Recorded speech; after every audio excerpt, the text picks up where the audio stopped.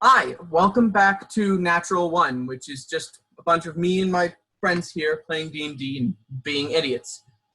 Before we get started, we will have a short recap, and then we'll get into the game. Just so you know, Brent will not be here. He will come later. He's a bit busy at the moment.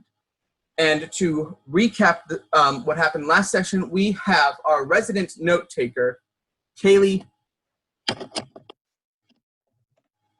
Hi. So, a recap of last session. So, once we defeated Mortimer in Disneyland, we all I just broke my pen. We all got rewarded with 5,000 gold each, and then Jody got an invite to the red carpet ball. And so Jody decided to take us all as her +5, and we said bye to Aphelios because he had to stay and watch over Disneyland as he is now the resident guardian. Oh, and then on our way to go pick up our invitation to the ball, we run into this Dragonborn. We run into a Dragonborn at the bus stop, and he talked to us about how he was lonely. So we decided we would let him tag along because everyone deserves to have a good friend. We stopped by the outskirts of the city, and then we decided to go to the inner city, which is a land of partying. Once we get there, we go to pick up our invitation and meet none other than Steven Spielberg.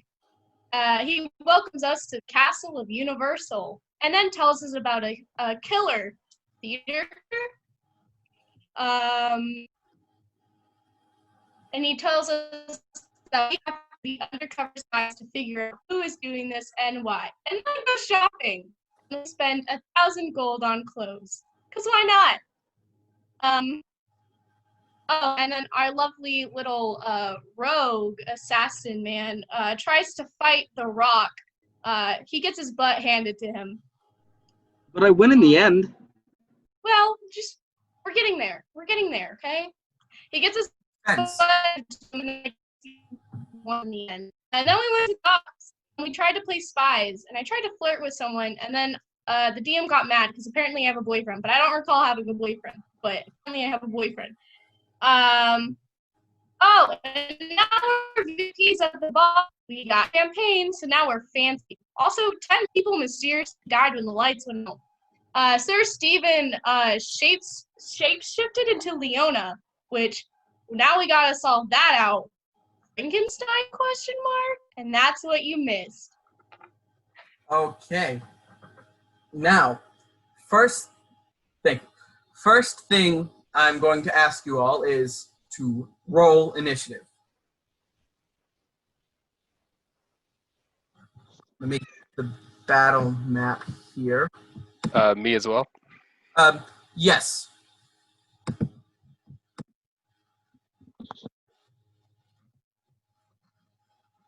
Map. That would be a 9. Okay, so I'll let you guys roll first, then I'll write it down. So 25 to 20. Who's rolled 25 to 20? I got a 20. Okay. I got 23.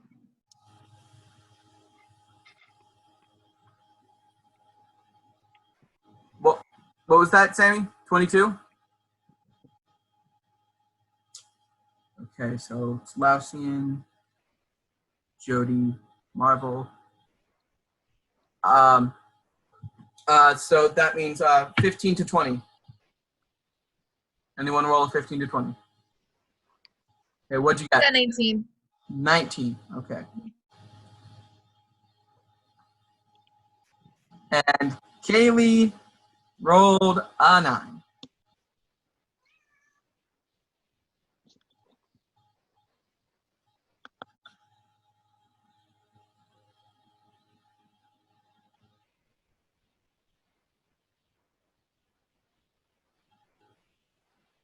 Let me write that down.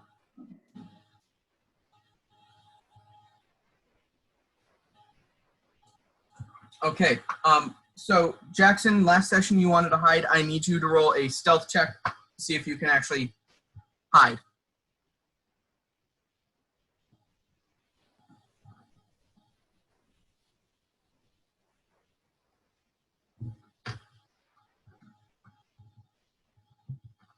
That's a 22. 22? Okay. Yes, 22. Okay. So, Josh, you've been at this party undercover as just another party goer, and then this chaos happens, and so you duck underneath the bar and waiting for a moment to strike the mysterious figure that had transformed into Steven Spielberg. When out of nowhere, without any noise possible, you just see an elf jump over the bar and land right on top of you. Lausian, you see as you hurtle over the bar, a green dragonborn with just terror in his eyes as you slam down on top of him. Now, with that, we're going to go through initiative. Jackson, you are first. Of course I am. I hide and then I get to... Okay, cool. So where is the monster? Where is the monster? The monster is this guy right here. Okay, cool. And I am where? There? You're this guy right here. Cool. And there you are, Josh. You're right here, however. You know, I'm gonna ready my net, and that's all I'm gonna do. Going to ready your net? Yes, I have a net. I'm gonna ready it. I'm gonna have it at the ready. Okay. That your movement was to get over the bar. Your action was to ready the net. Next up is Jody. Hello. Can I use my turn to analyze like what we're dealing with here? Sure. Make a perception check. All right.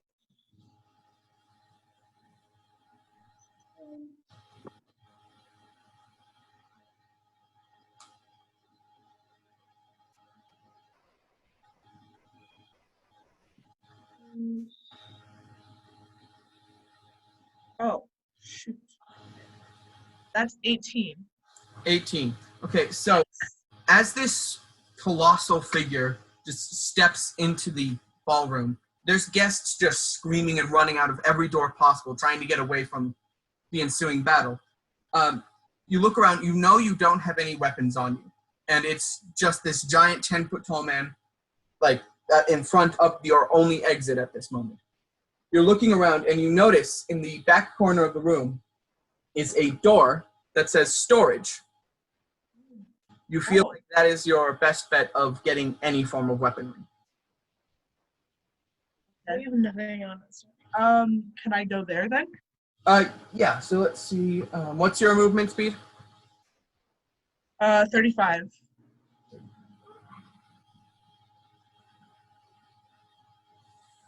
I'll say you can get right to the door.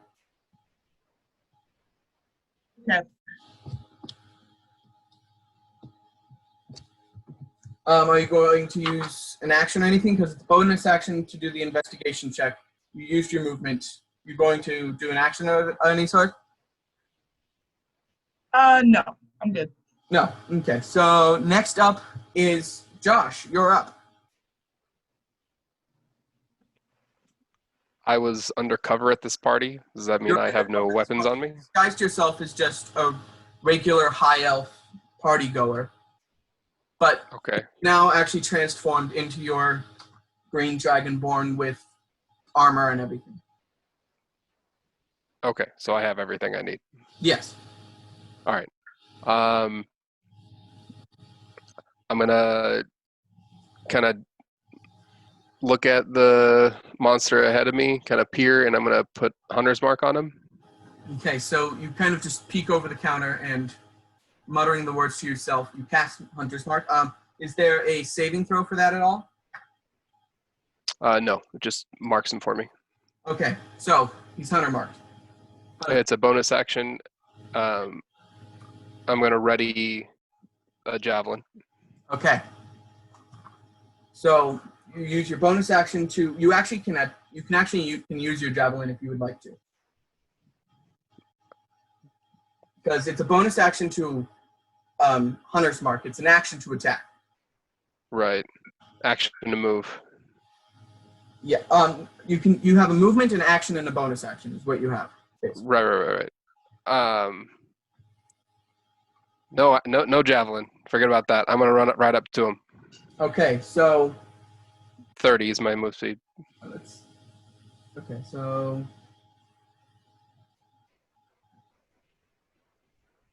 yeah, you can get right up to him.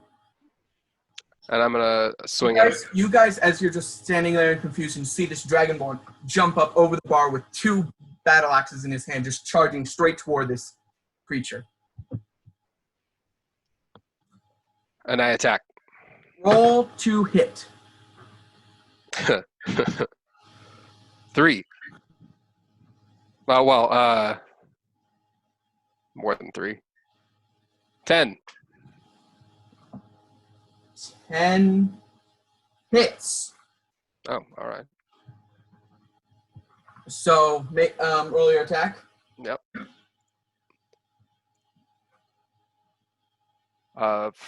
Dual wielding. So hit him with 1 axe for 4, and the other axe for 7. Okay. And then I get my extra attack. You do get your extra attack, I think. Yes. For 12. 12. Okay. So in total, 12? No. On top of what I just said. On top of what you just said. Okay.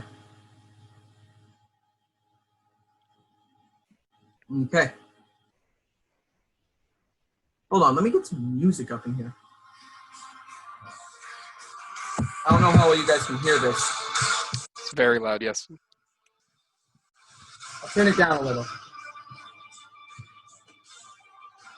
Okay, so that was 23 points of damage. Okay, so you guys see him just jump over the bar and do 2 giant swings into the side of this beast as it just cuts through him, and it has absolutely no effect. Both attacks pierce straight through the skin, but the creature looks steadily at all of you guys as if nothing happened to it.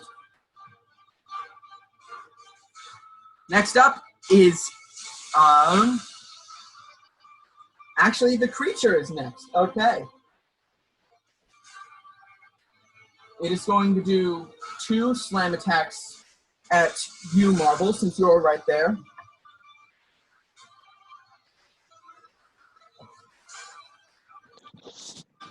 Is he attacking me twice?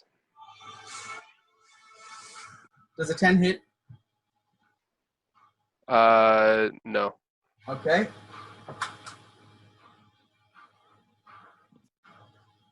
Does a 22 hit? On the second attack, Yes. it's even. Okay, so it hits. I'll pick that up later.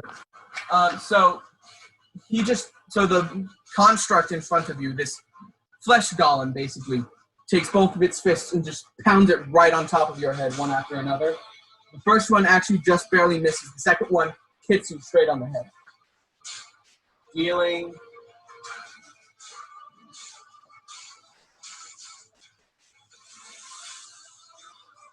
13 points of bludgeoning damage.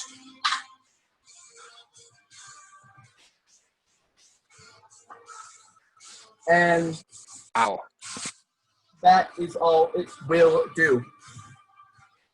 Next up is Leona.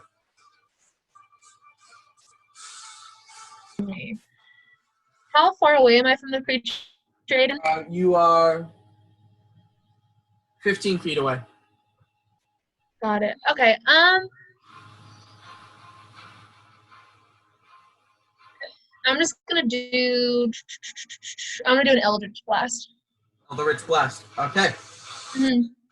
Do you have to roll the hit for that, or is that just straight? I think I do. Yeah.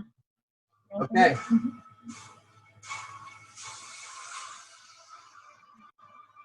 A 17 hit?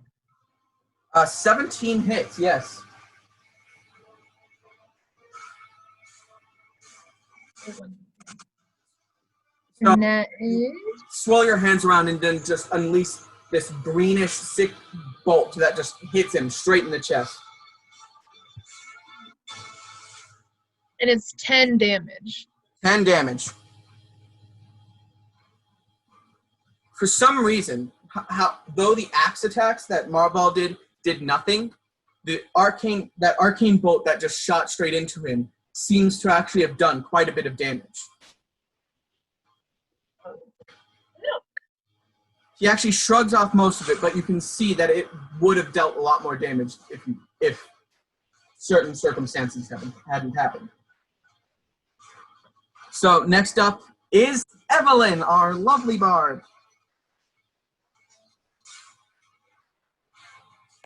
Hi.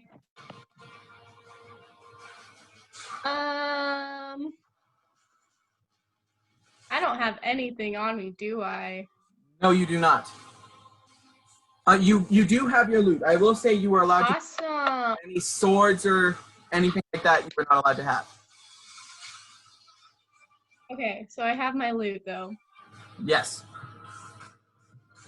All right.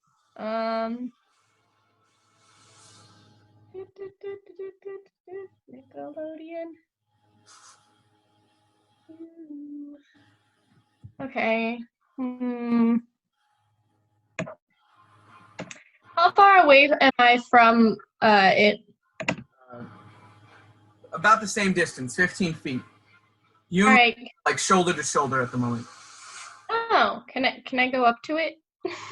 Oh yeah. If you'd like to. I would love that. You just nonchalantly walk straight up to this terrifying beast. And then I'm gonna cast Bestow Curse. Okay, I'm what gonna does that do? Huh? What does that do again? I touch a creature, and that creature must succeed on a Wisdom saving throw or become cursed for the duration of the spell. Okay. So a Wisdom saving throw. Here he goes. He rolls an 8. That does not work. So while he is cursed, the target must make a Wisdom saving throw at the start of each of its turns. If it fails, it wastes its action doing nothing. Okay. So after that, it's back to the top of the order with Lausian, who is still ducked behind the bar with readying his net.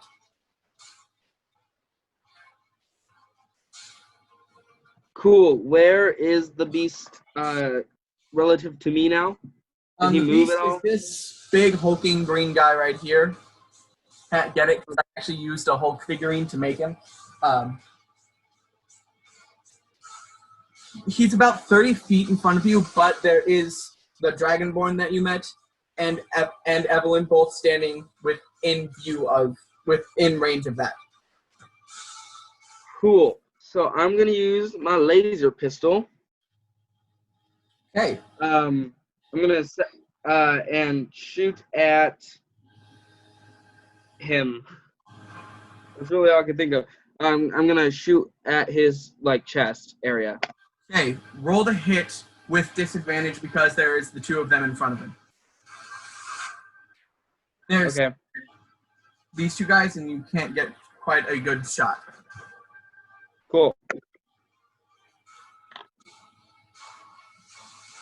Cool. What was that? 13. 13.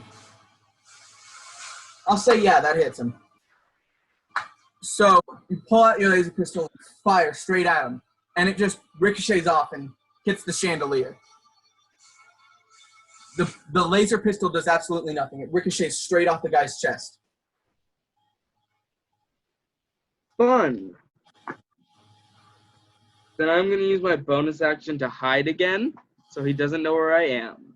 Okay, so you ducked up, fired a shot, and then duck back down. It doesn't really do anything since the creature wasn't even focused on you in the first place. Cool. Is Jody. You're at the door of the storage room. Can I open it? Oh, sure. Why not?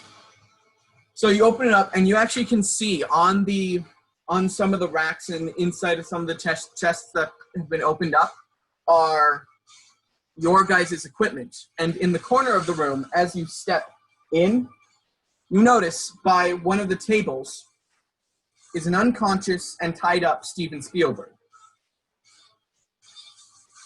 Oh, But okay. everyone's equipment is in there, though. Okay. Okay. Can I? We'll get to Steven Spielberg later. Can I try to hold all of this stuff? Can I just like get like a chest and put everything in it and just try to hold it and like bring it out? Yeah. I'll say there's one empty chest in the corner of the room. Roll a strength check to see if you can actually carry all that. Oh, great. Okay.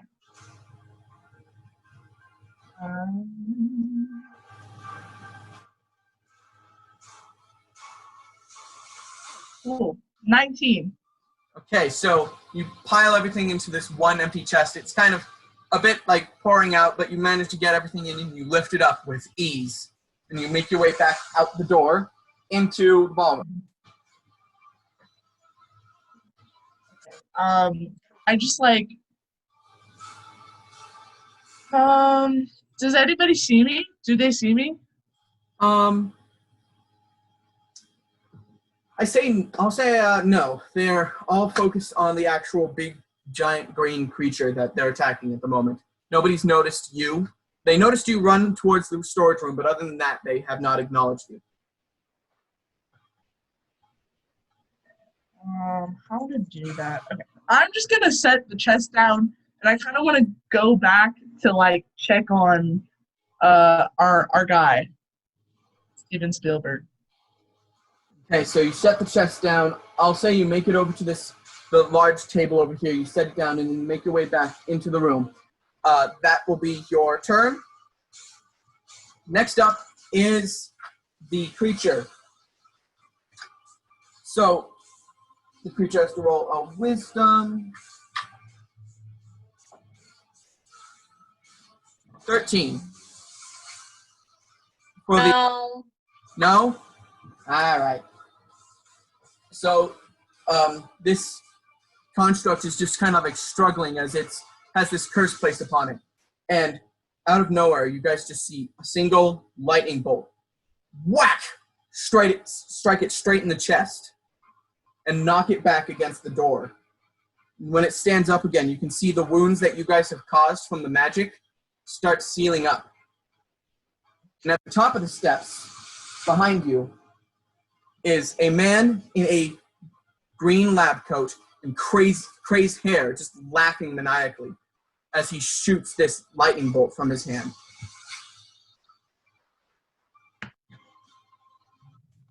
So, with that, it is... sorry, Josh, I totally skipped you. I'll say it's your turn right now. No worries. Well, does he move getting zapped, or should I just take my turn before he gets zapped?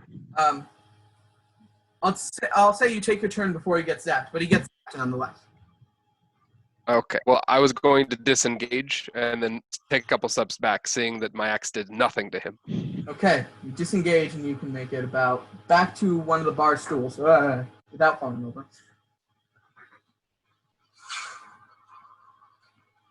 And as you actually do this, you finally catch a glimpse out of your eye. A very familiar person.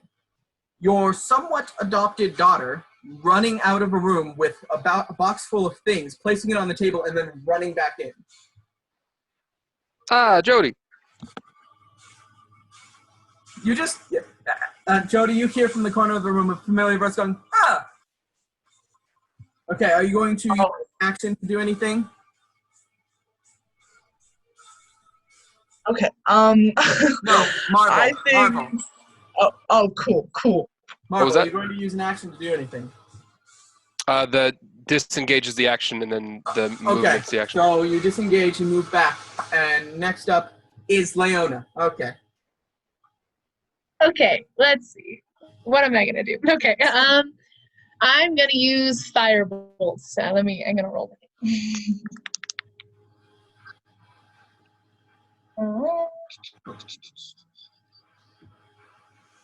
Does a 16 hit? 16 hits easily. Okay, cool. Roll 2d. Hello, Brent. I am here.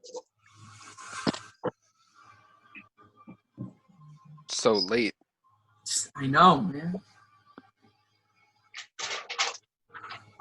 That is 16, Aiden. 16. Okay, 16 points of damage. Doing the math in my head is a bad idea. Let's see.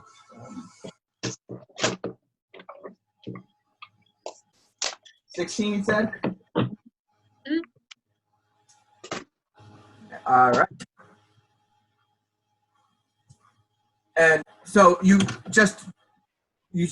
guys see this fireball just kind of swirl in her hand, and she shoots it out into this bolt that hits him straight in the arm. And he just starts screaming, fire, bad! And he's just kind of like swinging his arm around wildly, freaking out from this blast of fire that's now engulfed his arm. Are you going to move at all? Can I move back a little bit, like further away from the thing screaming fire? I'll say you can make it actually to the just before the back of the steps. Next up is Evelyn. Hello. The curse is now ended, by the way. Ah, I still right next to the giant green monster. oh yeah. Who's now wildly swinging his arms in fear. Awesome. I'm gonna go ahead and back away from that. He will get an opportunity attack since you are right next to him. Oh, that's cool. Okay, so unless you want to disengage. Disengage will be an action, however. Yeah, I'll just disengage. Disengage, moving back here. All right. Now I'm going to bring in Shurikan. Shurikan, you kind of have this short moment of PTSD as you just hear people screaming and running out of the rooms, and it reminds you of past wars, and it's unsettling for a second, and then you just kind of lock in and you remember, I have to get this done. So there's this big green guy in front of you, and you just now noticed another Dragonborn standing next to you near a bar. You have none of your weapons. You are wearing ceremonial armor, which is the same as your plate armor, but with just clothes. You have your armor, but you do not have any of your weapons. Okay. Since I chose Eldridge Knight, I have a passive ability that's Weapon Bond. I can have up to 2 weapons bound to me, and I can summon them to me whenever I want, as long as they're in the same plane of existence. Awesome. Can I still use that? Oh yeah.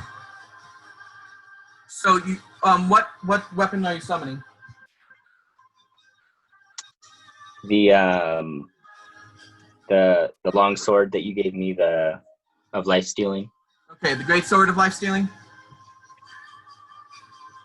Okay, so Yeah, that one.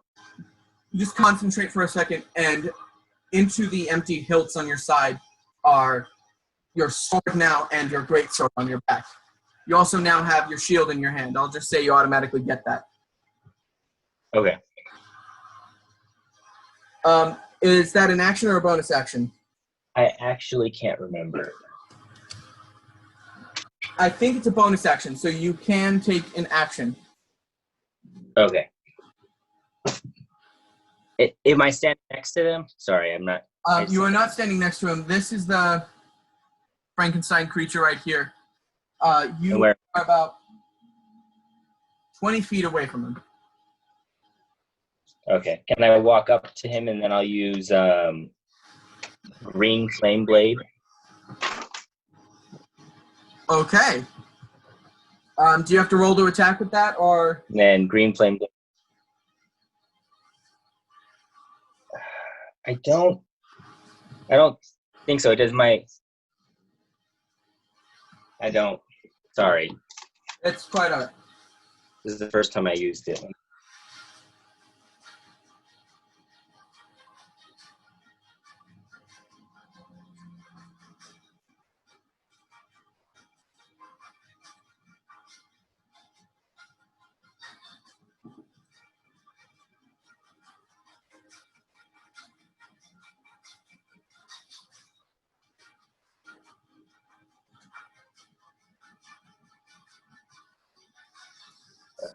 Um,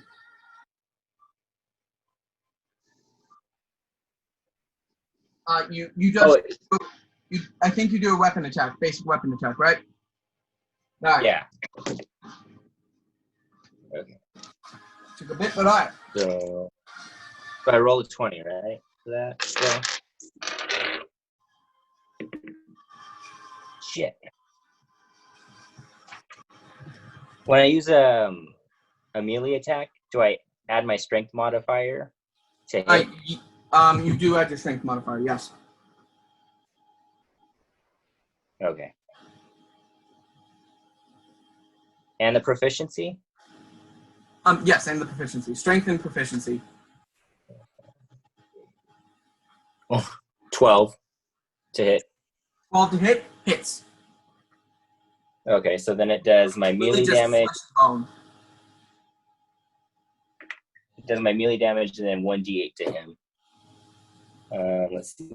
That's 2d6.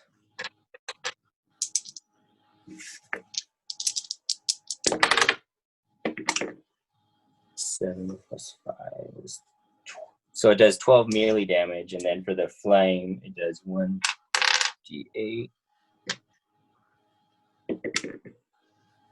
plus 8, so 20 damage.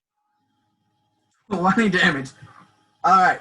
So 20. 20. Yes.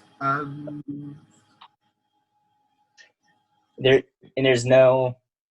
That's the only enemy next to him, right? Is that the only enemy in the room? That is not the only enemy in the room. In the opposite side of the room, at the top of the steps, there is a man in a green lab coat and some black and crazed black hair, just laughing maniacally at the scene. Okay. All right. He's too far for the other, so that's it. Okay. So let me add you to the thing now.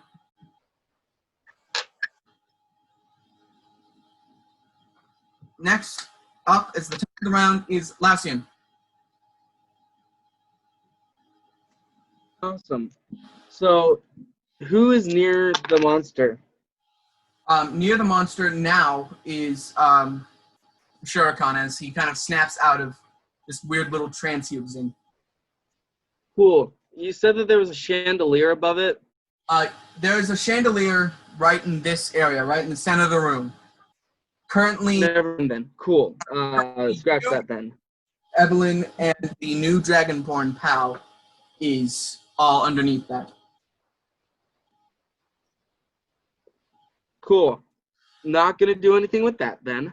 Okay. So apparently this monster hates fire. So can I run up to it? Using my movement. Take out. I have my net still. Can I take out a torch?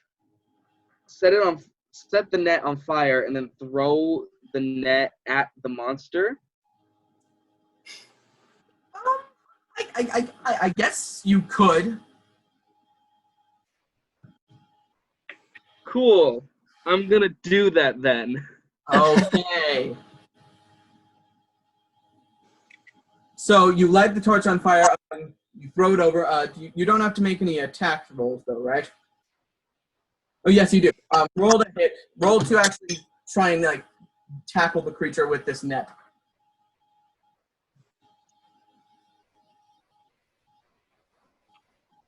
That. Hold on. Give me like 3 seconds, real quick. 1, 2. Okay.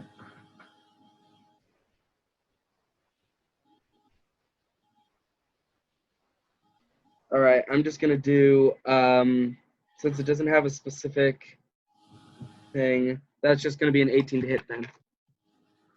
Okay, that hits. You actually get it all over the creature. And other than being freaked out by the fire that's engulfed its arm, it does nothing. The net itself does no fire damage of any sort. It just kind of like shrugs off the fire on the net, but it's freaked out by the one on his hand. Cool. All right. Okay. So I have an action. I still have an action because that was a bonus action, right? It would have been an action to actually get the net on over him. It's the movement too. Cool. So then instead, I'm just gonna use my bonus action to just unsheath my sword, my Excalibur. Or Excalibur. Like remember, you don't have Excalibur. You have your hidden blade, which is turned into a rapier now. Yeah. Okay, so you activate your hidden blade, which is now a golden rapier. Ending your turn. Next up is Jody. Okay, so I wanted to go try to wake up Steven Spielberg. Okay, so you get into the room and you just kind of shake him violently. I guess you don't have to really roll anything. He wakes up with ease and he's just confused, looking around. What's going on? What happened? That's a good question. Why are you tied up in this storage place? I don't know. Do you remember anything? I was having a nice conversation with Dwayne The Rock, and out of nowhere, I was just knocked unconscious. I don't. Oh. Do you think he had anything to do with this? I have no idea. Okay, well, we're kind of dealing with something out there. If you'd like to come and help us, that'd be nice. Fighting's not my thing. That's why I have a city guard. Where's your city guard now? He's out there fighting the damn thing. It's not hot. Okay. Dragonborn, 2 giant axes. Okay. Oh, all right. The dots are connecting. Okay. Well, I'm gonna go back out there. Can you try to remember how you got here? And I'm gonna go help my team. So, can I just walk out? Please kill whatever's out there. Yeah, and then you just walk out, leaving him bound and tied to the chair. Do you want to make your movement and get back to the party, or are you going to leave yourself way over there? I would like to grab my weapons and then get back to the party. Okay, so I'll say for the sake of story time, you quickly get your armor on, and then you get your quiver and your arrows, and you make your way. You can make your way right about here. All right, cool. On the other side of the table. Got it. And that would be your action and movement. Next up is Marval. All right. So I'm going to turn around now that I've seen the crazy guy up at the stairs. Yeah. And I'm going to loose javelin at him. Okay. Roll the hit.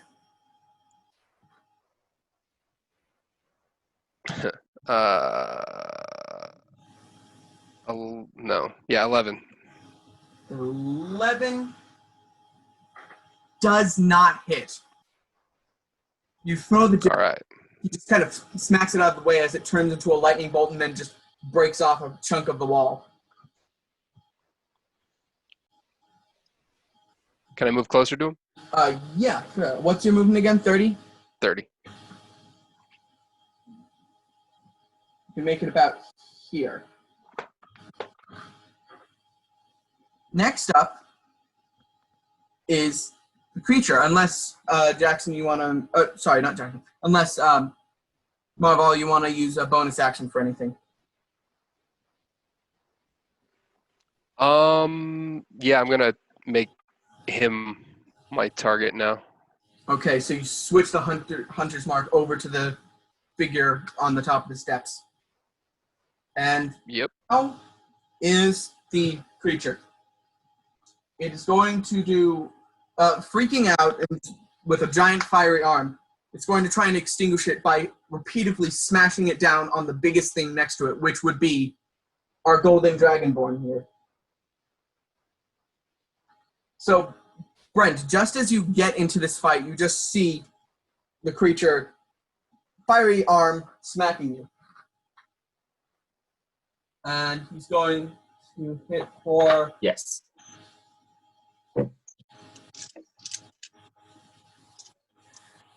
Just 26 hit.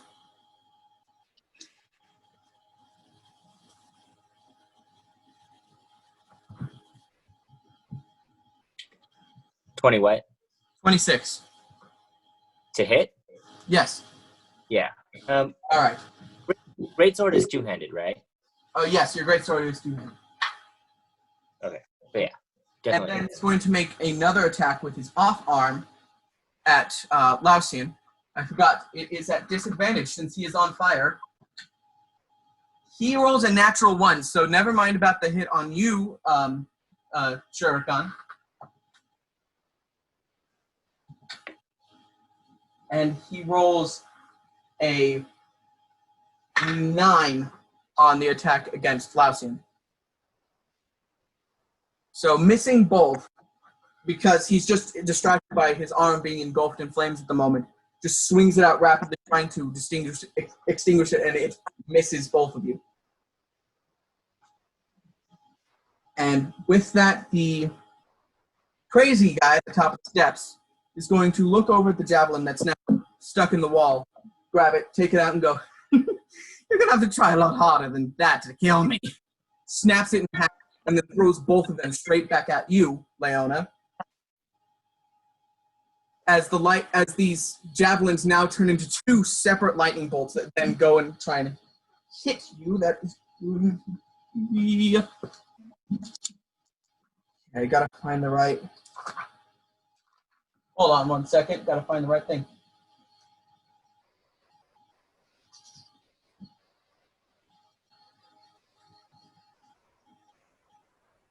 Let's see. 1 second, sorry.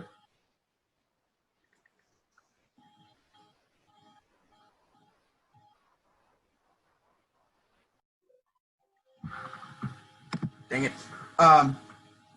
So that was... I'm all disorganized at the moment. I gotta find the right spell.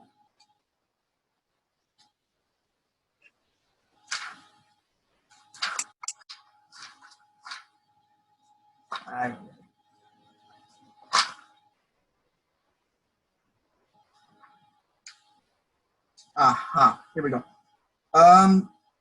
Make a dexterity saving throw.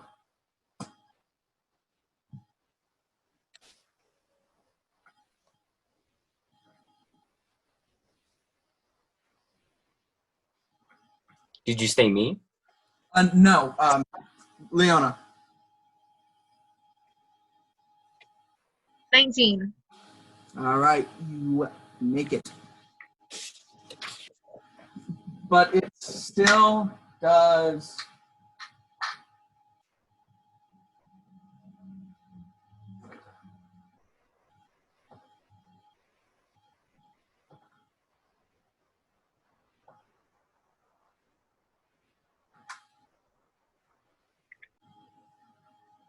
$24 points of damage.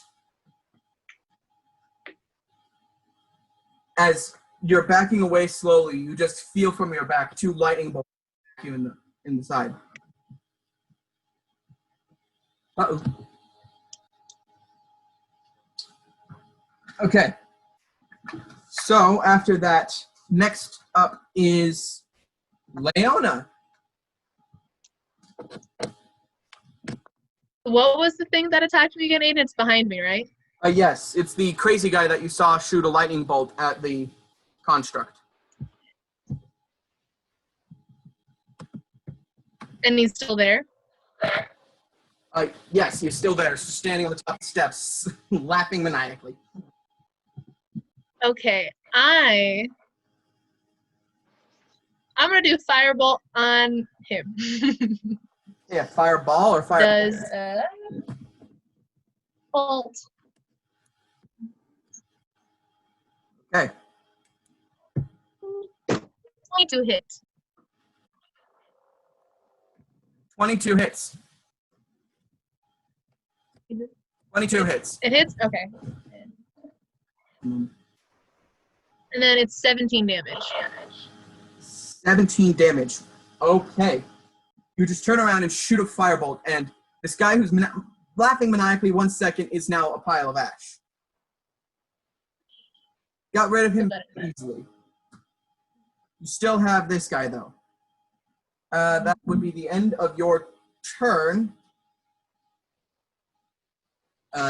Next up would be Evelyn, but I will bring her back when she's in. Shurikan, you're next.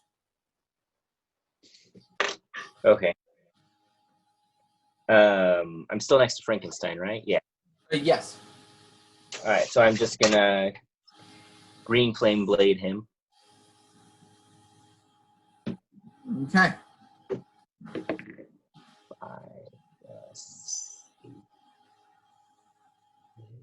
12 again to hit.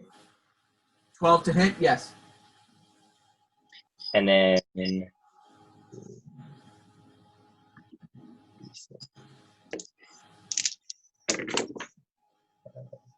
6, 11 plus 5, 16.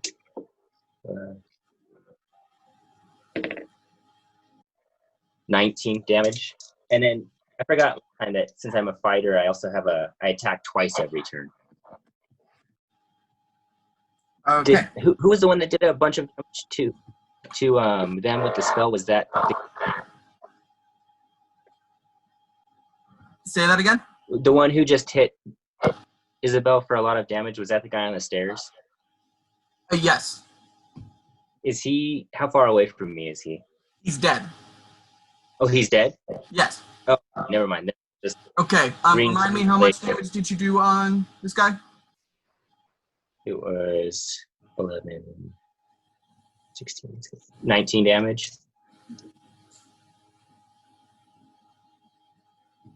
Okay. Next up is Lausian. Wait, I get to attack twice on my turn. Oh, that is right. Sorry. Go ahead. I forgot that last time. So I'll just do the same attack on him. Bye.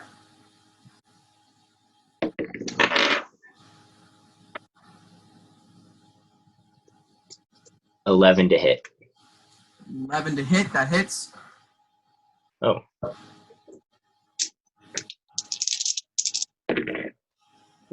Nine, 14, 20 damage. 20 damage.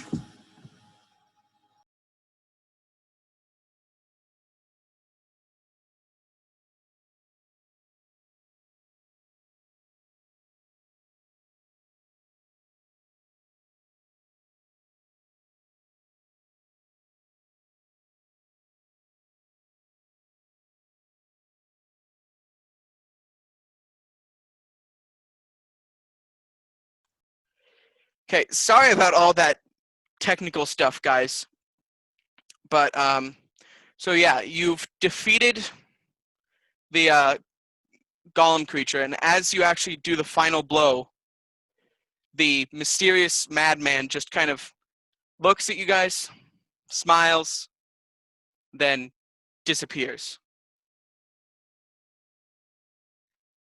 You guys have finished the battle.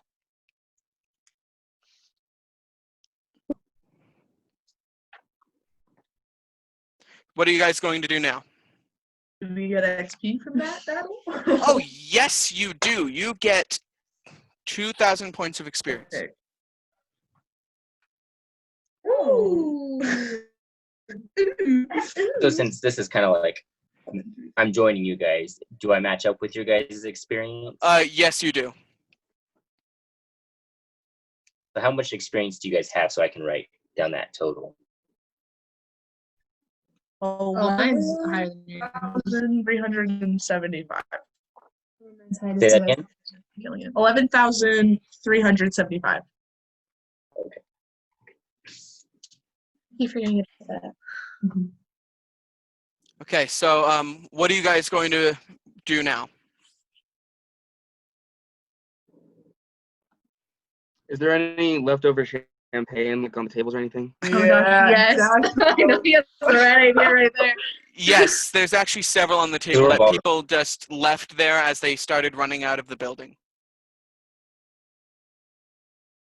Cool. I drink all of it.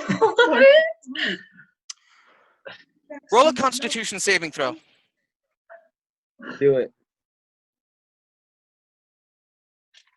As you guys see him take a swig of the champagne and his mouth start foaming rather quickly. Oh my god. What'd you roll? 14. 14. You suffer. Where is it?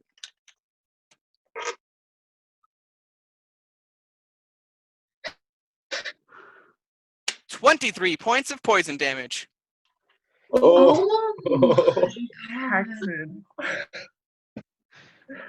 As you guys see him take a giant swig and just kind of like shrug it off for a second, and then his face almost turns green as he's now like choking on this foam at his mouth. Should we help? Evelyn, who was under the table. You can help him. Is there a way to help him? Or are we just Our healer's watching? gone. Our healer's gone. Evelyn, who is Oh my under the God. table, hears the commotion, quickly rolls out, jumps up, and then puts her hand on Lausian's shoulder, doing a heal wounds, which does something. I need to find the book. Book.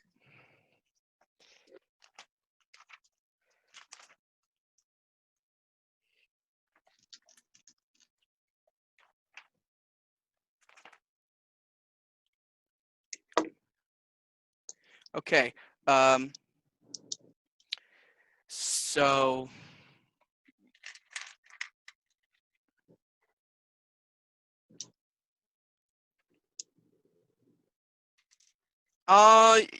let's say heal 18 points of health, and you are no longer foaming at the mouth.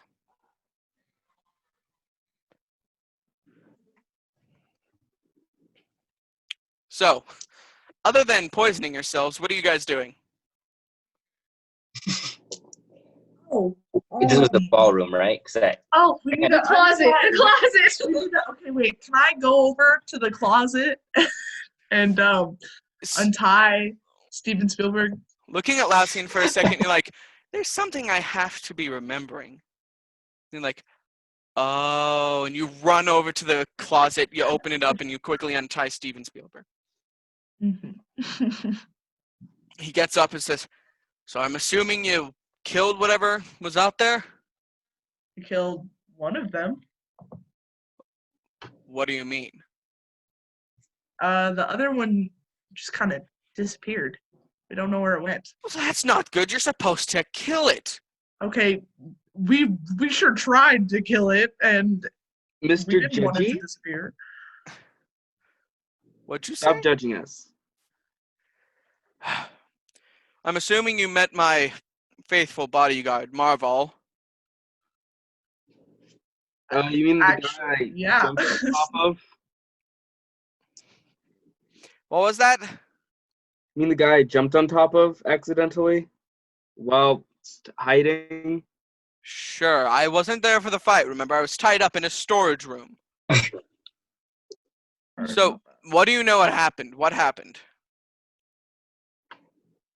we killed something. We killed one of the monsters. Well, I got And that then much. I the got that crazy much. guy. The crazy guy that I thought I killed and then kept reappearing again. Yeah. I don't know. Where are all the party guests? Are they safe? Pretty They ran. sure they got out. Yeah, they're not hope here. so. Well, I mean, most of them got out. I think like 10 didn't because of a altercation with the champagne. What type of altercation? A poison kind. Who poisoned it? I'm thinking the crazy guy. Probably. That makes the most sense. But there was also that guy who shapeshifted into you and then into Leona and then left. That was really weird. Oh yeah. I don't like that at all. What color was he wearing? That is a good question. I inform you what color he was wearing. yeah. You tell me. I was not there. Was for it that. was it purple? I believe so. Yes. That's our guy. I'm not sure. That one. I thought something was off. Dwayne doesn't really wear purple that often. And he was the last person I saw before, I ended up tied up to a chair. Oh, I see. Well, do you know what the poison was? What happened? How? Can I know what poison was because I drank it? Roll an investigation check.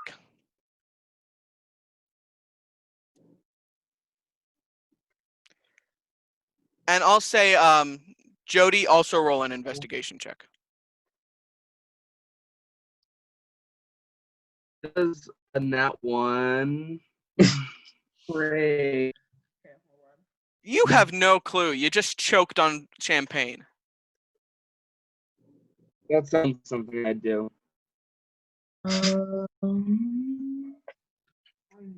Like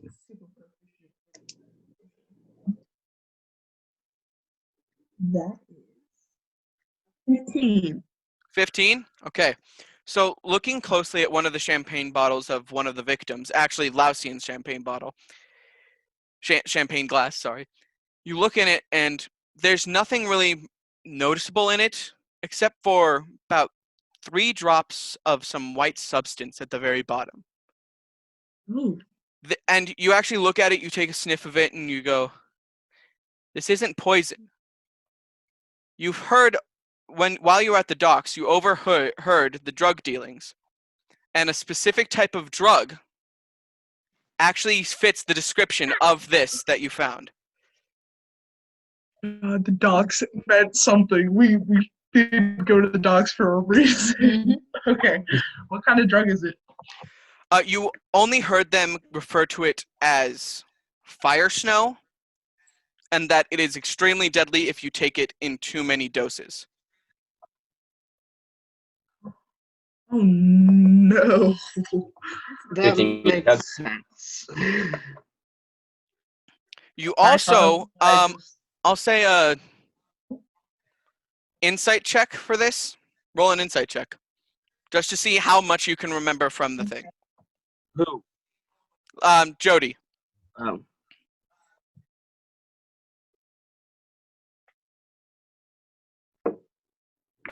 Oh. 17? 17. You actually remember a very particular shipment that would have been within the city 5 days ago. All you can remember is a shop called Grick's Hideaway in the Market District. Oh, okay. Can I tell them what, like, can I just, like, relay the information, like, to the group? Yeah, What I so remember? Jody gets you all together and tells you about how there's been drug dealings at the docks, and the actual drugs that they've been dealing with are what was in the champagne. And that the known destination for a large batch of these was actually at a certain alchemist's shop within the Alchemist? Like the crazy guy? You can You actually think they're tell. related? Um, I'll say you don't have to roll anything. You kind of guess. The crazy guy was most likely either the creator or the controller of this creature that had attacked the party. You can understand Speaking that of, it's. can I go over? Go ahead. Can I go over to where the creature was? Yes. What do you Cool. want to do? I just want to like take a look. Is it like human, or is there like mechanisms inside of it or anything? Roll an investigation check.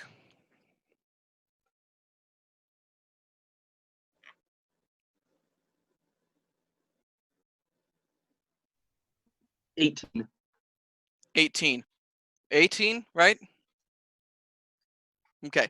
Yes, So 18. carefully cutting open the creature, you notice it's of humanoid origin, but it's not one humanoid that was brought back to life. This is a mangled, like sewn together and nailed into this giant creature. You can notice that the left hand is from an orc and the right hand is from a human. Nothing on the body is actually proportionate to itself. None of the body pieces are of the same body.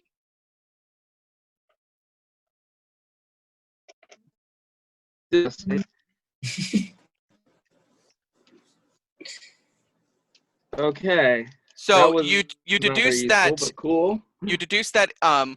whoever this was that whoever this crazy man was more of a necromancer and mage. He would not have worked with any form of potions or anything like that.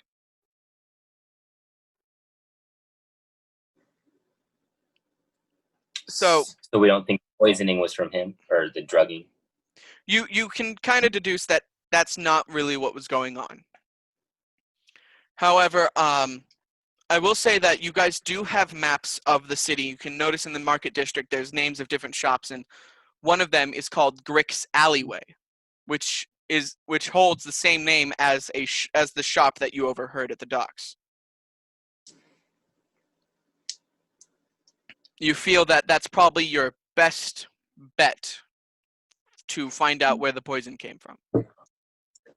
Maybe the alchemist and the mad crazy necromancer dude are working together in some capacity. That makes sense. So what are you guys So going to yeah, do? let's go check out that alchemist. Um, Alchemist. I will say place. it's getting extremely dark outside, and it'd probably be wise for you guys to take a rest. I think he froze. I froze. Okay. What? Say that again?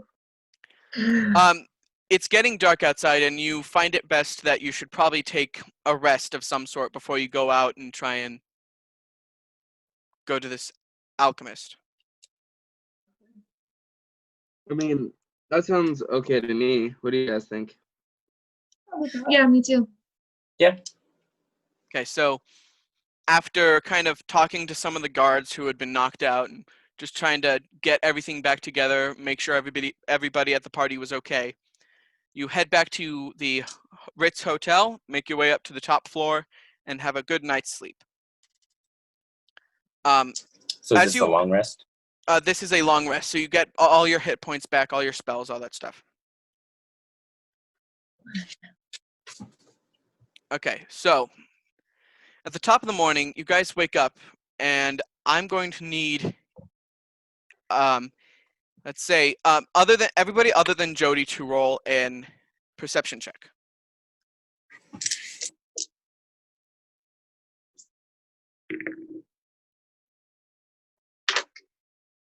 You didn't even do that. Oh, Mhm. okay, we do that. 22.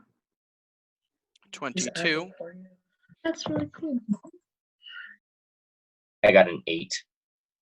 8. 16. 16. As you guys wake up, and Jody is kind of the last to wake up, you guys notice Marval is gone. He's no longer in the hotel, which he actually had come back with you guys. And Jody has a very peculiar scratch across her forearm. What? What happened? It's 3 scratches. It's 3 scratches, and then 1 scratch that goes in between all 3.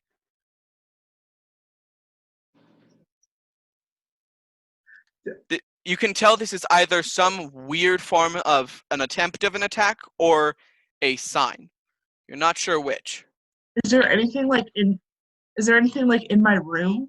Like any like blood or like anything that like wasn't there whenever I fell asleep? Make an investigation check. Okay.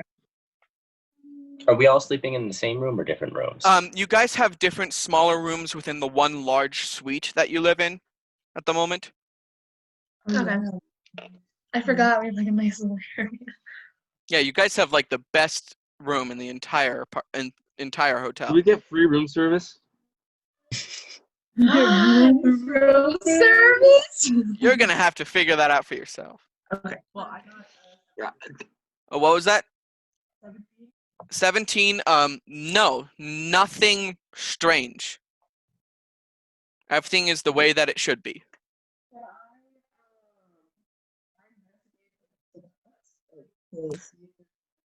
I can't hear you. Sorry. Can I investigate the cuts, like to see if I like recognize anything, or? You look at the cuts. I'll say this counts with the other investigation check you made. Nothing serious. They had to have been made by a very small, sharp object. It could not have been like a sword or a knife. It had to be something very small.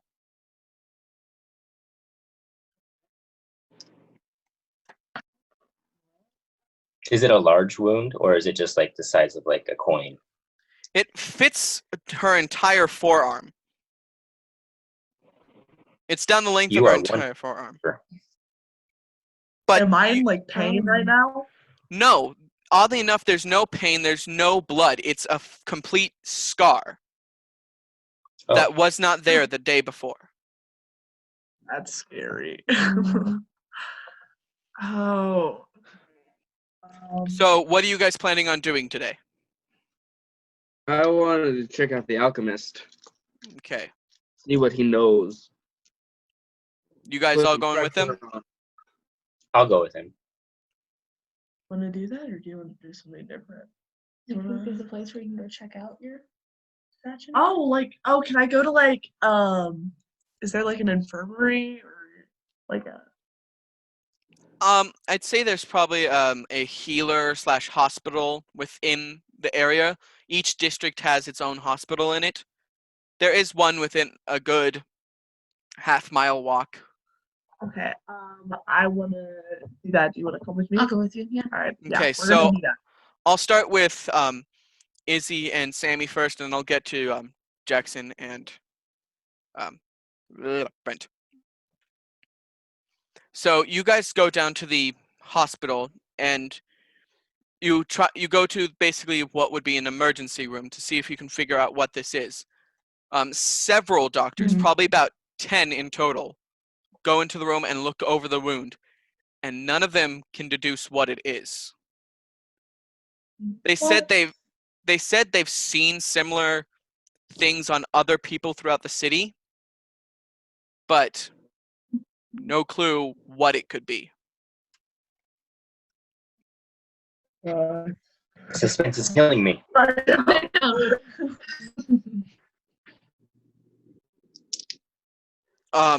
So that's pretty much all you can get from that at the Ask if they know hospital. who any the others.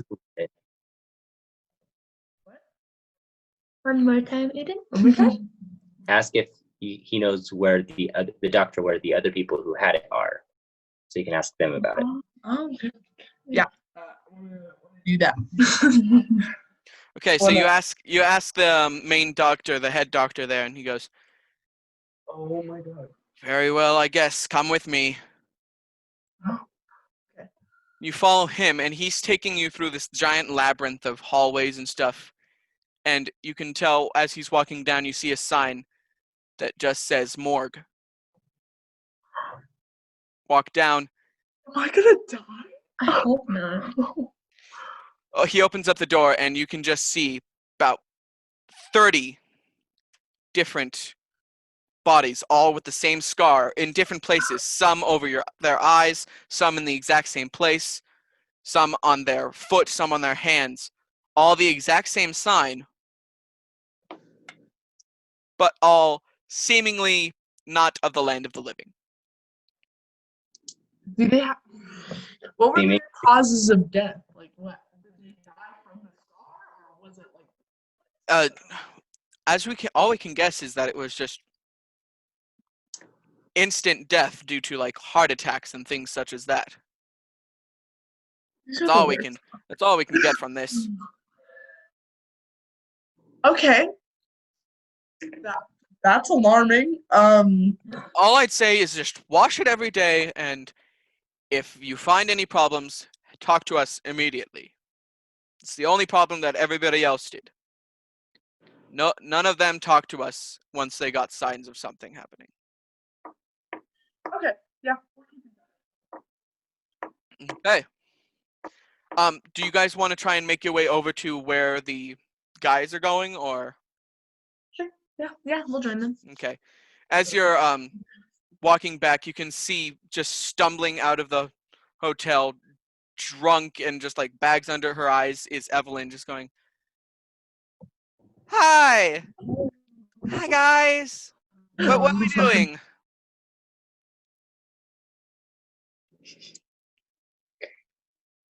We're going to an alchemist to see if he knows about the drug that was in the champagne. All right. So Maybe Evelyn, maybe you should sleep it off a little bit. hey, Yeah. and then she just walks back into the hotel. So you got Shurikan and Lausin, you guys have been making your way. You're pretty decently into the heart of the city when you meet up with the other two and make your way over to the market district. Following the maps and directions that you get from local people, you make your way to this large alleyway filled with just shops, and it's just crammed to the max with stores. There's butchers, there's a bakery, there's a general goods store, there's a armory on one side, there's a pet store, and then at the very end of the street is an alchemist.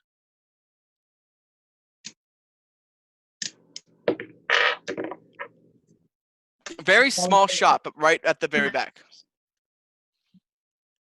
You guys want to check out any other shops, or you're gonna head straight to that? Well, what other shops are there? The other shops that are there, there's a barber shop, a butchery, a bakery, a pet shop on one side, and right next to it is the actual butchery that you guys see, which is a little alarming for you. There's a general goods store, there's a pawn shop, and then there's just other random assortments of like jewelry stores and whatnot. We go to the pet shop. You want to go to the pet shop? Yeah, well, I'm gonna go to the alchemist. Okay, so you just You start guys heading can go straight. to the pet shop if you want. You Yeah, start I'm heading, gonna- you Go head to- straight down to the alchemist. You guys going to the pet shop or the alchemist? We'll go to the alchemist. You're just gonna be Alchemist. sad. I know. Okay. So you make your way to the alchemist, and before you even knock on the door, you can just hear this loud noise of like steam and bubbling, and just a lot of loud noise of like tinkering tools that are just like making really loud noises off to random sides. And as you actually knock on the door, it just boom falls straight down. This place does not look like it's well taken care of. Wait, alright. Okay, is there someone in there? You step in and you don't see anything at the moment, but you can hear this little laughing, like it's like this little like just bouncing around. You can Okay, actually hear something just bouncing around on the ground. Okay, I knock on the wall because there's no door anymore.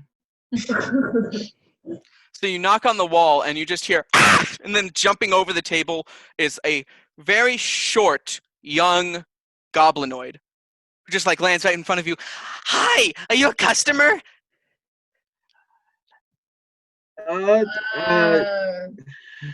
I got lots of new things. I made these are sleeping pills. They're really good. I haven't tried them yet. I can't sleep. I made this. It's the opposite of sleeping pills. It's a bean juice and it makes you really hyper. I call it coffee. Oh. Hi, my name's Greg. What's yours? Crazy. So he's on crack. So, Greg, you said? Yes, my name's Greg. It's named after the monster. What monster? There's a creature called a Greg, and I had a pet Greg when I was little. He was kind. He died 2 years ago. But hi. This is a lot of information. So excuse me. We're looking for some disreputable goods. If you catch my drift. I have no clue what you're talking about. Some new shipments. You need eye drops? What was it? What was the name of that stuff that was in the champagne? Because you remembered it. You remember what the name was? One job. I know my character probably remembers that, but me personally, no. Aiden, what was it called? Fire snow. Fire snow. Right, fire snow. Was that its street name? That was its street name, right? Yes, that's what she heard it being called at the docks. Okay, cool. Okay. Do you know where we can find some fire snow? Oh, are you with the other people? They traded me stuff, and then I got traded some stuff, and they needed it, and so I gave it to. Well, yeah, I got some over here, and he just kind of like scrambles over a bunch of jars and bags, and then just dumps out this giant pile of just white powder on the table. Is this it? Hold on, the other people? Oh yeah, they're really nice. They're big. They're tall. They're like your guys. I'm short. But yeah, they're nice. They give me like they give me we see that. they give me ingredients for my potions and then my experiments, and they work really well. And other people buy them. Yeah. Okay. Hey. Yes. What do they look like? That's good. Tall, Alright. 2 arms, 2 legs, a head. Did they say any names?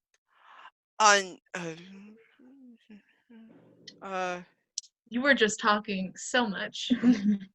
No. They just said they need it for they said they needed it for their dance girls.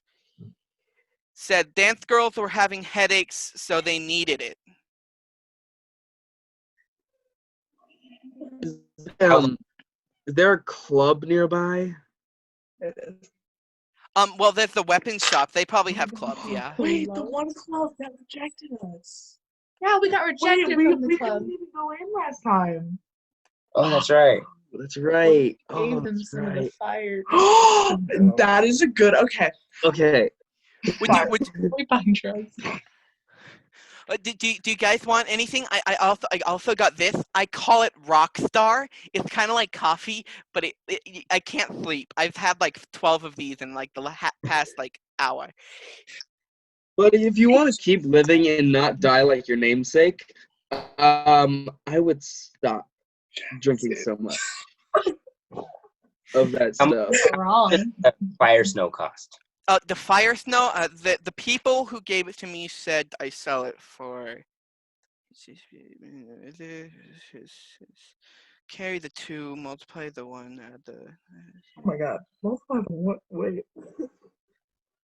A pound How for much? a pound for 5,000. 5,000 copper. 5,000 silver.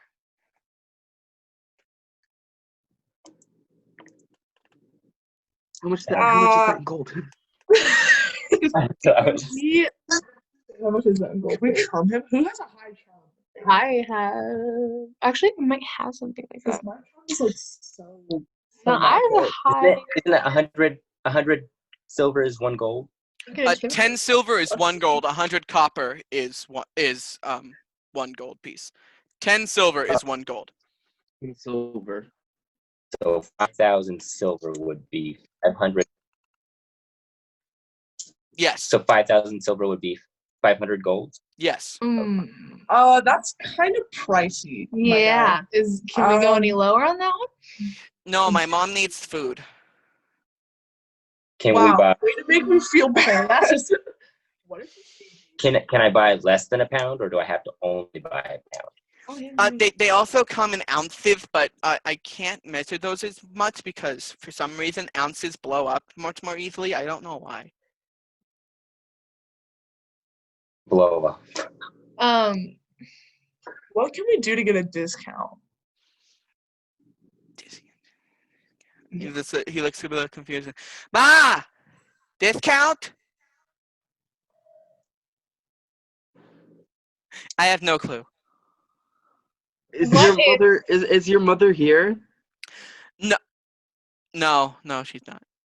What if Jody here offers friendship and that goes for the discounts? Maybe like 100 gold plus friendship from Jody here. Would that help the deal? I already have friend, and he goes like rummaging through his desk and opens up a drawer and opens up and picks up this coyote skull. See, friend. His name's Grick.2. He's my friend.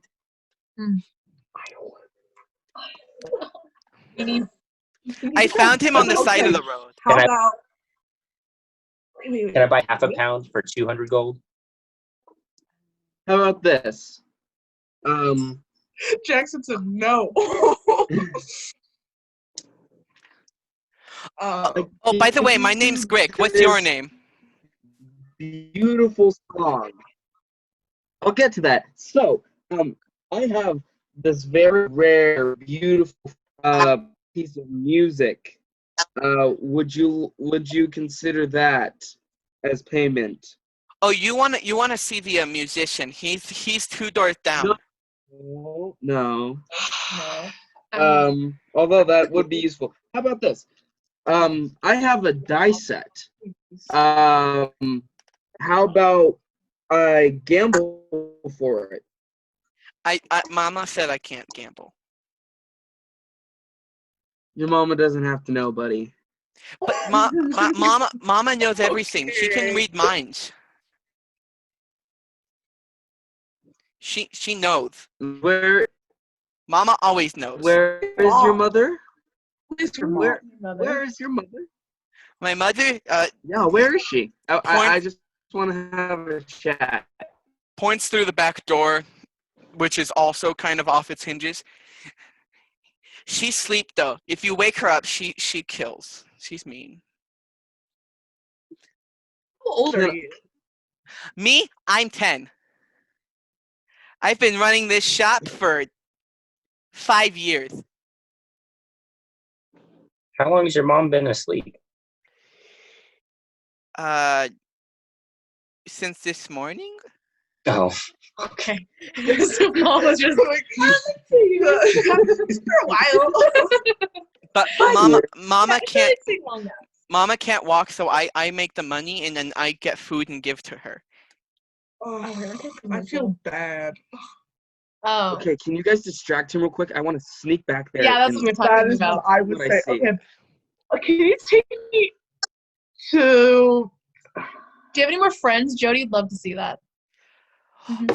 I do have more friends, and he kind of like You snaps should his show Jody. he snaps his fingers, and walking through you can hear boom boom boom boom walking through the doorway. As Lausian, you're just trying to get up to it, you just see this gigantic furbolg walk through. He goes,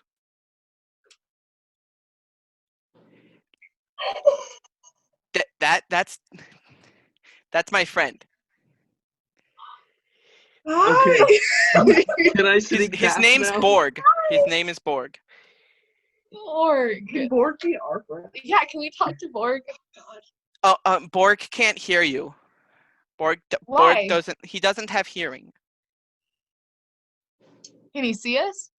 Yeah, he can see, but he can't hear and he can't talk. He can smell though. He wins at smelling games. I always lose smelling games. Do you play smelling games? Okay, then we're learning way too much about this. Like, Hey, can I sneak into the back room?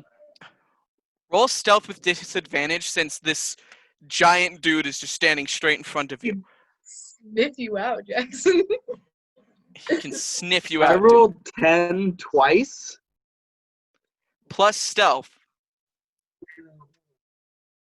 Yeah, so that's 18 on both of them. Okay, so the dude's just looking straight at you. The furbolg is just standing straight up, staring at you guys, as you just slowly like snake army crawl underneath the dude's legs into the back room. Cool. What do I Which see? you can. It's you see actually a hallway with probably about 10 doors, and you notice it's actually a combined apartment complex that is attached to the shops. So whoever owns the shops, they have an apartment in the back of them. Okay. Can I go through the first door? Sneakily. Stealthily. Sneakily, you go through the first door, and you accidentally barge in on an elf just changing her clothes, and she screams and slams the door in your face. Cool. Can I go to the next door and sneak in stealthily? Next door, you just open it, and it's another furbolg with eyes open, facing you, snoring on a bed. Ew.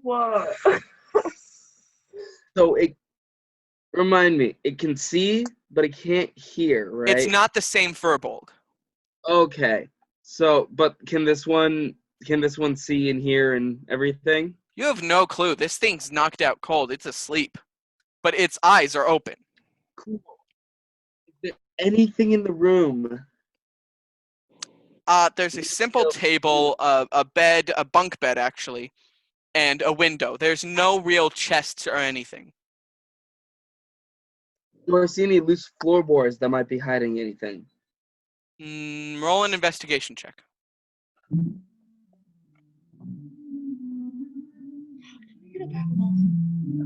18, 19, 20, 22. Nothing. Cool. Okay, so I slowly close that door and go to the next one. Okay. I'll say you cover this routine, and at the very end of the hallway, you can see a door very similar to the opening of the shop, very just kind of like half hinged on the wall. You have your best bet. That's the door. Cool. So I open it, but I make sure it doesn't fall off the hinges so it doesn't make a loud noise. Roll a strength check. That's an 8. That's a 20. You just rip that thing off the door, and it just makes this loud sound, and it smacks the wall and splinters into 100 pieces as you're now just holding just the handle and a small piece of wood that's surrounding it.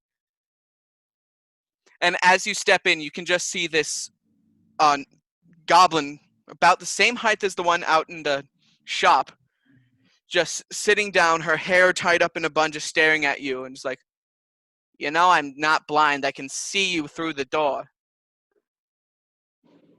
Hello, ma'am.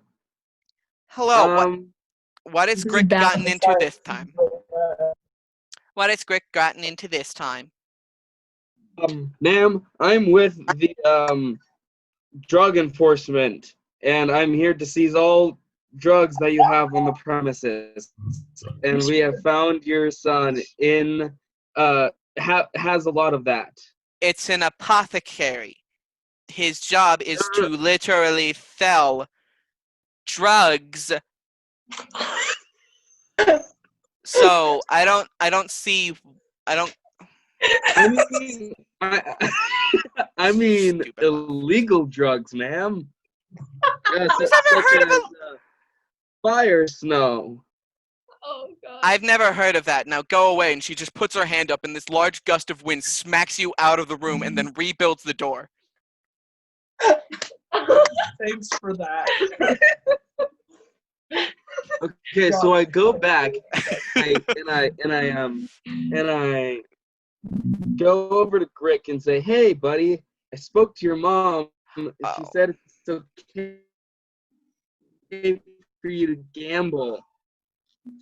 Roll a persuasion check That's definitely. with disadvantage. Good.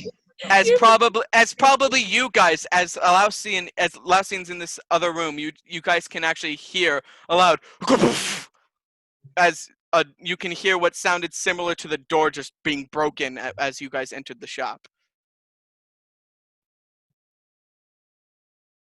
What does that mean, roll?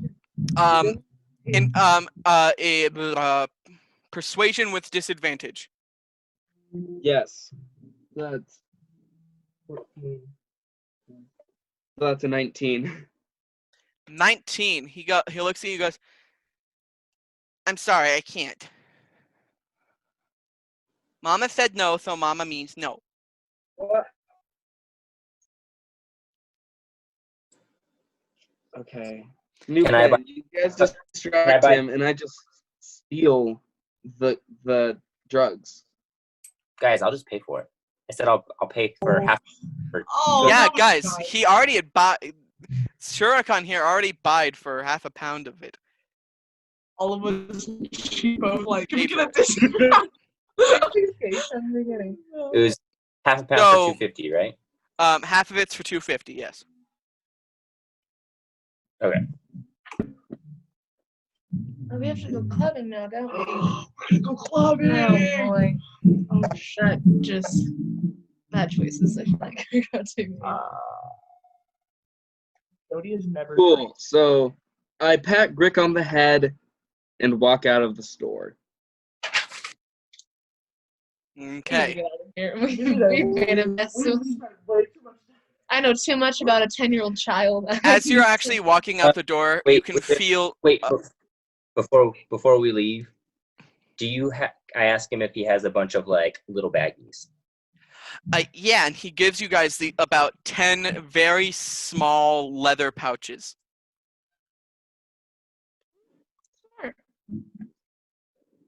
Can I put like little? Can I put like? Can I fill up like the little pouches with little bits of the half pound, dude, between those 10 bags? Sure. You're able to. I'll say you're able to fill all of them up The fire just to the snow? brim. And Lausian, as you're leaving the shop with them, you can hear this large, meaty hand just on your back lift you up off the ground and turn you. And you can see the furball stare at you, say, "Stop sneaking," and throws you out the door. When I was sneaking. Lausian, he was picking up Lausian. Oh. Okay. Like, I was like, okay. Dylan. Fair enough. You can actually, as you guys are walking away, you can just hear from inside the store, "Have a nice day." That poor child. That poor kid. Do you guys want to do anything else in the small district, or are you guys going to get ready to go clubbing? The pawn shop. Can we go there? Oh yeah. The what? Oh, Pawn oh, right. Okay. Just as a reminder, there's a pawn shop, a barber shop, a butchery next to a pet shop, a bakery, a jewelry store, some soap stores, incense places, all that type of stuff. So, Can we go to the pawn shop for me? Shurikan, you head up to the pawn shop. You guys want to go anywhere? Any of you guys want to go anywhere else? Pawn shop, or do you want to go? I want to go to the pawn shop. Yeah. Pawn shop. Jody, can you go with me to the pawn shop? Both of you guys go to the pawn shop. Lausian, you want to go anywhere? So, nah, let's just go to the pawn shop. Okay, so you guys all head straight to the pawn shop. So I want to talk to, because shady people are at pawn shops, right? I want to ask if he knows anything about the scar that Jody got on her arm. So, you head into the pawn shop and you can actually see this sitting down centaur just right in the middle of the shop with like this really nice leather vest and just sitting down. "Hi. Can I help you? What on earth is on your arm?" And he looks over to you, Jody, as he's just like, confused and looking straight at the scar that's on your arm at the moment. That's a good question. I was actually wondering if you had any information on this at all. He goes, grabs your arm, and just yanks it straight up, and you actually get slammed into the table as he looks at it.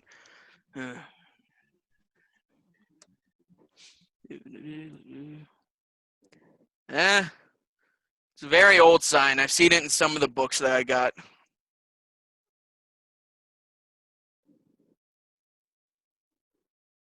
Can you say that again? I didn't hear that last part. Sorry, it's an old like little symbol. I've seen it on the cover of a lot of the books that I buy. Do you have any books for sale? Yeah, that's a good question. Yeah, and he pulls up this large stack of books and he kind of dusts them off and just creates a large cloud of dust in front of you guys. He kind of coughs, stacks them out, and he actually kind of goes through them. Here, kind of hands you a small stack of books. On there, it's a one of them is an almanac with the phases of the moon next to it with those scratches on it and stuff like that. Another one is myth or monster book, and you're flipping through it, and it also has a lot of those next to some of the scarier creatures like werewolves and vampires and things like that. Can I buy these 2 books for $1 each?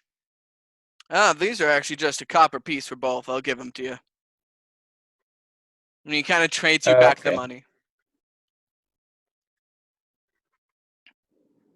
All right. You guys want to do anything else while you're in the pawn shop? Is there anything like cool in there? Yeah, what kind of goods does he have? Are there any weapons or like shields or anything? No weapons. Oddly enough, of the pawn stores you know of, this is not one with weapons in it. Hold on one second.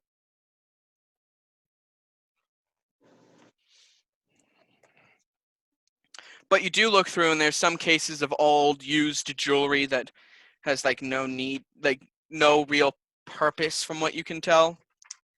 And one of them that catches your eye, Jody, is a golden necklace with little orange balls just kind of on the length of it, and you ask about it, and he pulls it out, and it says, "Oh, this is a used necklace of fireballs.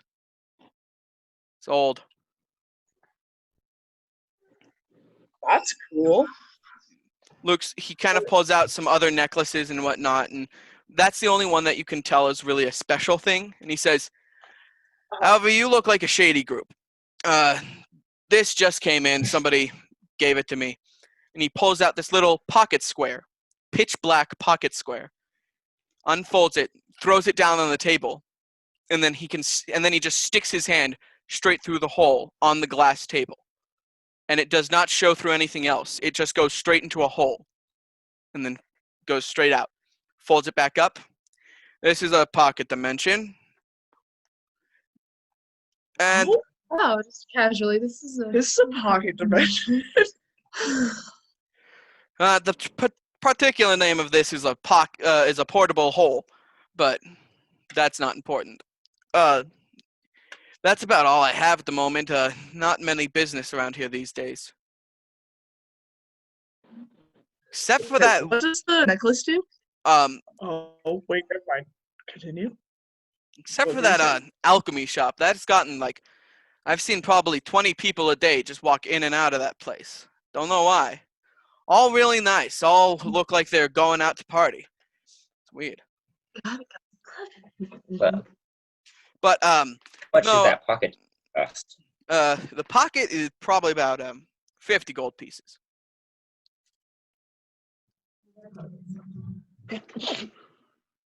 And then he shows you the where is it? Necklace of fireballs that he says that there it's special. It took me quite a bit of time to actually get to it. That's about 2,000 gold pieces. 2,000. This is a collector's necklace. You don't just find this in a pocket of some idiot. What does it do? Where'd you find it? Oh, good question.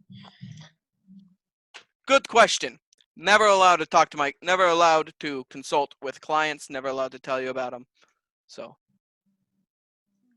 The pocket dimension, how much can it hold? And how big is that? The pocket dimension, it can hold about, about that much. Hold on, I got a little facts book about these items.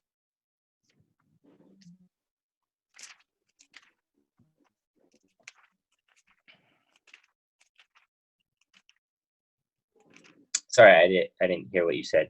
I got a little facts book. It holds all the information. The portable hole. It's 6 foot in diameter, 10 feet deep.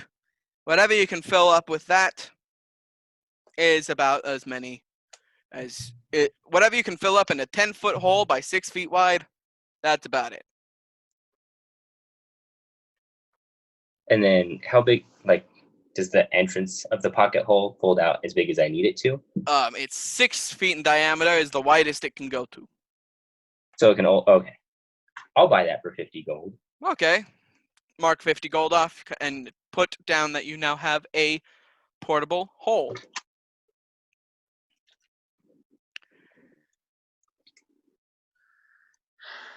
May I help you with anything else, or will you be on your way?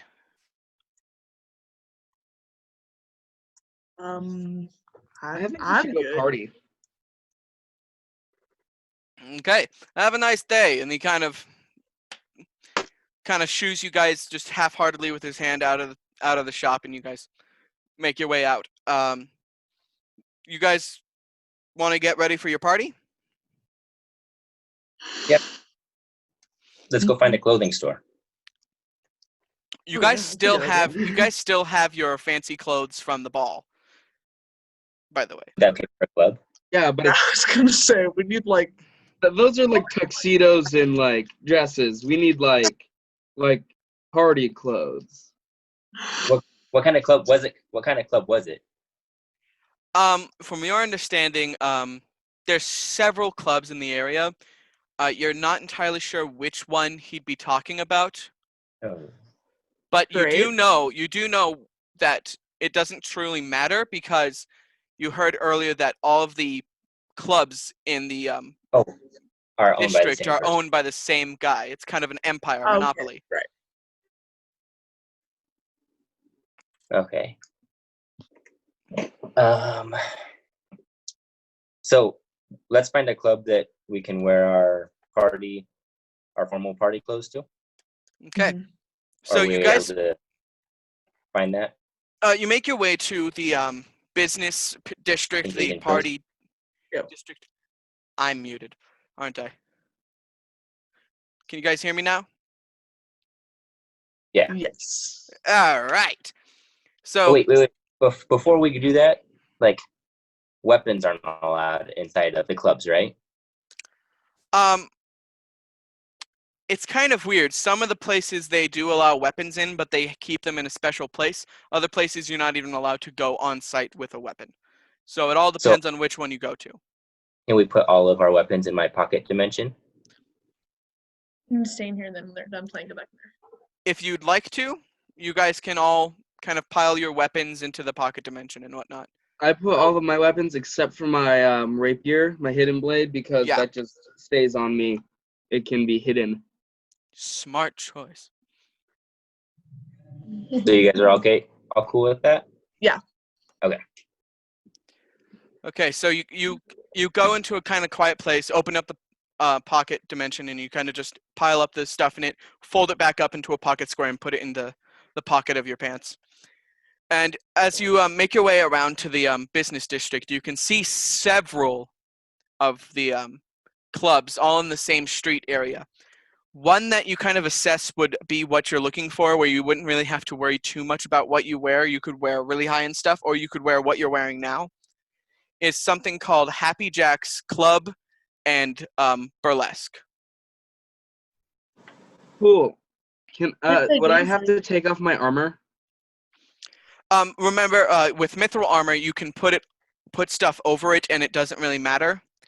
You can actually see there are several people waiting in line that are wearing full plate armor, except for the helmet, of course, just walking straight in, but no weapons on them whatsoever. Cool. Is there a bouncer? There's a very large ogre, which Jody, you see, looks extremely familiar. Is the one who denied you entry into the other nightclub. Oh no. This isn't gonna be Can I, good. can I get one of my little pouches of fire snow ready to hand him if we get Can I denied? take? Sorry, go ahead. Were you done? Yes, you kind of get one out and you just kind of wait in your hand. You're like, okay. Anybody else doing anything before he does this? Hold One on. second. Can I take a look around the perimeter of the building to see if there's any windows or anything that maybe we could sneak through if it doesn't exactly pan out the way we want it to? Sure. You go around. You can see no windows, no other exits, no nothing. Cool. Can I try to climb to the top? How tall is the building? It's about 20 feet tall. Can I try and climb it to see if there's any roof access? Roll a If we get denied, then acrobatics check with disadvantage, since you can't really find too much areas to actually get a firm grip. Actually, you know what? I'll say you have advantage on acrobatics, but since the disadvantage cancels out, just one roll. Okay. 20. 20. You just, with ease, just hand by hand, just get your way up to the top of the building. we're just like, We're just like watching him well, okay. He actually disappears out of sight from you guys, and then you can see him. Say that again? Do I see any roof access? No, oddly enough, no. There's a small pipe that you can guess goes to a furnace, but it is far too small for you to actually fit into. Cool. Great. Whoever made this place really did not want other people trying we to go- get in. That's Sure. good to know. Okay. Next, Izzy and Sammy. What were you guys saying? What did you want to do? We're just good. Okay, we're gonna try. we're gonna try to just go in and be If it persuasive, doesn't work, we gotta back them. and then we have backup plan. Okay, so you guys wait in line, and it's only about 5 minutes that you get to the front. The ogre looks at you like, I know you, don't I? No, I've been told I have a very common face. Yeah, I hear that all the time. Actually, yeah. So I don't think. Can I say Roll. they're here with hand him the drugs? Oh. Shuriken, I'm going to need you to roll a persuasion. Jody, I'm going to need you to roll a deception. From above, they just hear like, you guys suck at lying. Oh my god, my class is so low. You got this. You got. Persuasion. What'd you roll? Hold on, it's loading. 10? Oh, okay. 14. You try and do this to him, and he just looks at you like, yeah, right. It says, back of the line, until you get permission, I'm not letting you in. And you can see Shuriken come up and say, hey, don't worry. Puts a sack of powder in his hand. He looks at it, opens it. What, do you think this is enough to let you in? And he just tosses it over the roof, and you actually get hit in the head by the powder bag, Lucian. Aiden, can we see like inside it all, like anything, like any of the dancers or anything like that? You look inside, For a and second. it is just hundreds of people at different tables and lounges and whatnot. It's very dark lighting, so you can't see too much, but you can see stages with dancers and whatnot on it. Got it. Okay. Can we, since we keep getting denied, are we able to go to what was the guy that we're hired for? Steven Spielberg, right? Oh, right. I will say, Can we ask him if he can get us into one of the clubs? 1 second. as you guys are doing this, you actually can hear I a have noise a really from bad idea. Yeah. Wait for this. You actually hear a voice from inside the club saying, Grog, what did I tell you? Hundreds of times, don't be rude to my guests. Goes up to you guys. I am so sorry. He needs to learn his manners, and smacks the dude in the head. This about 4'4", this about 4'4" dwarf just jumps up and smacks the ogre in the head and slants back down. Aye. Please, come in. Steve, Okay. please come in. And as you guys walk in, he goes, Steven told me about you. Can I slide down the side? Can I slide down the wall and like meet up with them? Now you want to Now join. you wanna do Now it's all to you, Wow, Lassie. So you guys are walking in, and you can Jody, you actually hear just like a footstep behind you, as Lassie just kind of steps back into line with you guys. And the guy goes, and the dwarf keeps walking, and says, Spielberg told me about you. Said, if I had any guests that looked like you guys, let them in. You're free range to any of the clubs. Cool.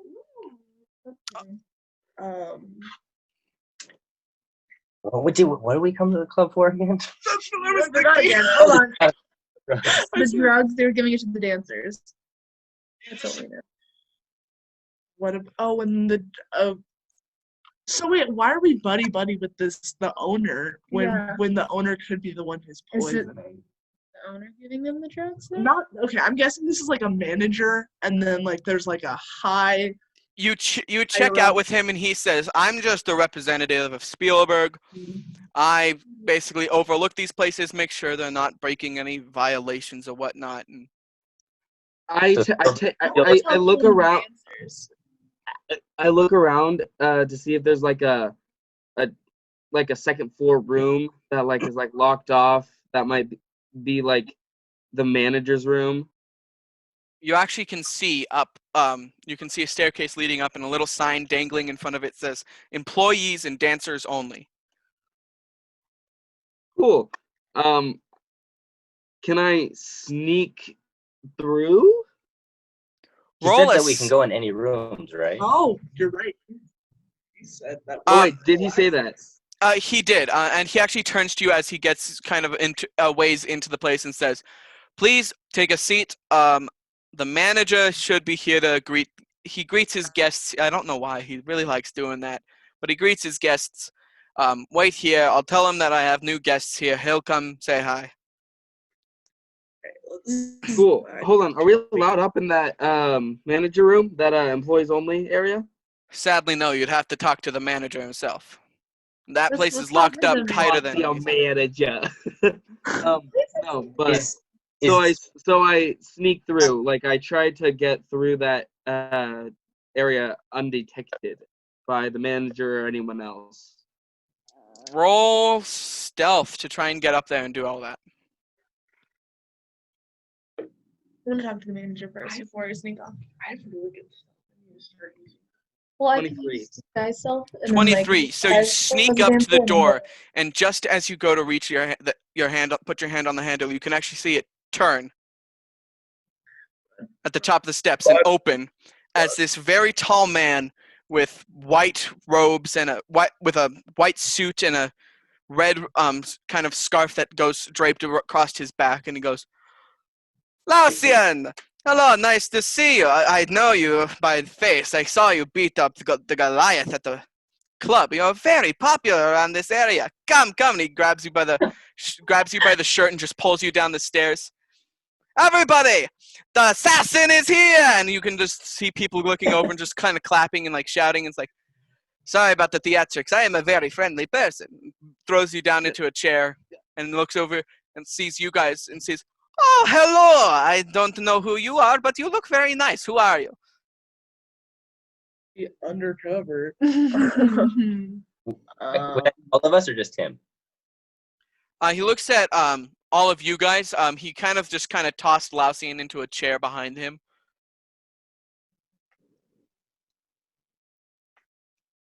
Yeah, this guy's a dick. Okay, cool. Says, I have so many visitors. So- You are a new face in town, are you not? What are your names? Who are you? What do you want? I'll tell him my real name, and I'll tell him that I'm a friend of Spielberg. Okay. Oh, Spielberg doesn't like us too much, but it's okay to know that he's checking in on us. It's nice to meet you. My name is Ezio, owner of the Happy Jacks. I asked Almost him if I forgot. can go to the bathroom. And once I'm away, can I try to sneak into the manager's room again? Oh my god. There's something there. There has to be something there. Roll with disadvantage. Because he has his eye on everybody in the room while he's down there. What do I roll for? Stealth? Stealth. Cool. Okay.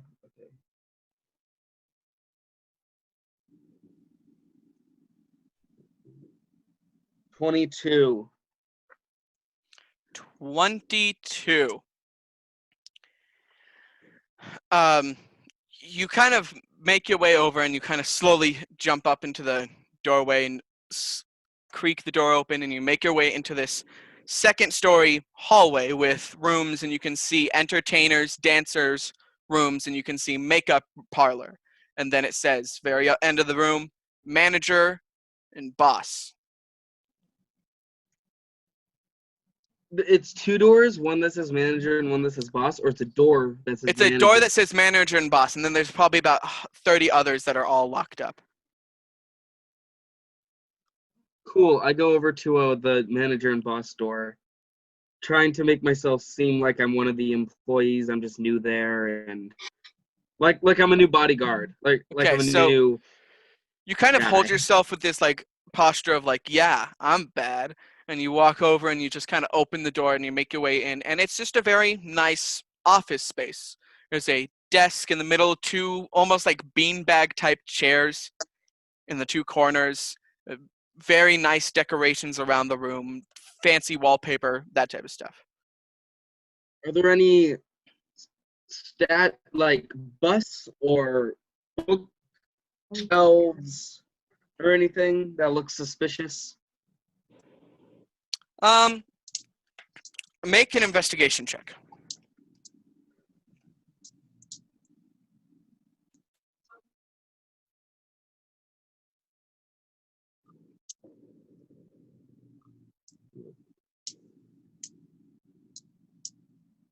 $15. Or no, sorry, 17. Math. Okay, 17. Yes. Just to remind me, because I was paying attention, but I lost track. What are you looking for again? Any busts or bookshelves that could be something that could be activated to show a hidden something? Okay, so you look around and you actually can see one of the busts, which is a very portly, halfling-looking man with the big curly mustaches. You just kind of touch it, and its head leans back to reveal a large red button. I press the button. Press the button, and you can actually see one of the bookshelves to show a safe that says medicine. Okay. What kind of medicine?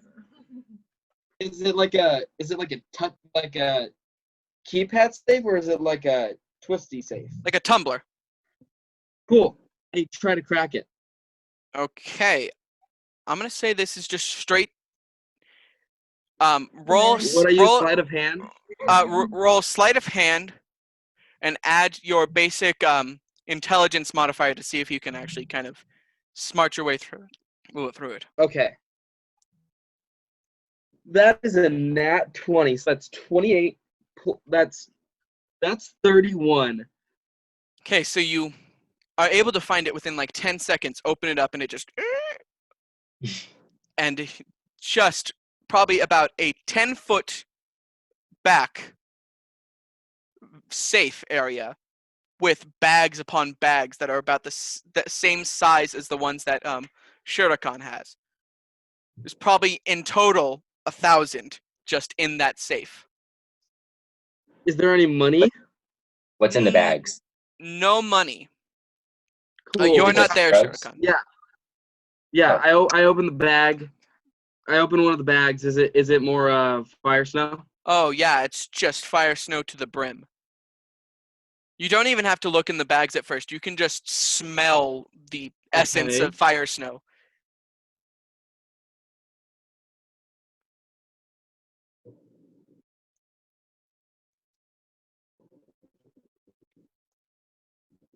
So what do you do? Cool. So I'm gonna close it and lock it, everything back where it was, Okay. and look around for anything else, any money, like You look I around just and said. I'll say this is part of your other investigation check. You don't. I put everything back the way it was. I locked the safe. I look around for. Is there another safe? No, you don't see any other safes or any other like buttons or anything like that. Okay. What do I do with this information then? Because we all assumed that he was a drug dealing dude. Documents. Like, oh, are there any documents or anything? Like any like a ledger of who needs to pay him back or who he's paid? You open. You actually scounge through some of the papers on his desk, and you open up one of the drawers, and it just says, "Project Grick." Okay, so I grab that, Okay, you and grab it, that's and the only thing I find. that's the only thing you find on it. You flip really quick through, and it's literally Cool. just an operation on selling, on basically getting this fire snow, selling it to Grick, and then buying it from him. So whoever is the people, whoever is selling it to Grick are the same people buying it from him. So whoever the boss is. Whoever is selling, who you can guess that they are in on it, but you're not entirely sure if they are the ones who are doing it all. Cool. Can I take the file? Yeah, you take it and you kind of hide it in one of your sacks, and you make your way out into the corridor. Cool. And you said that there are other doors? There are other doors, but they are locked up tight.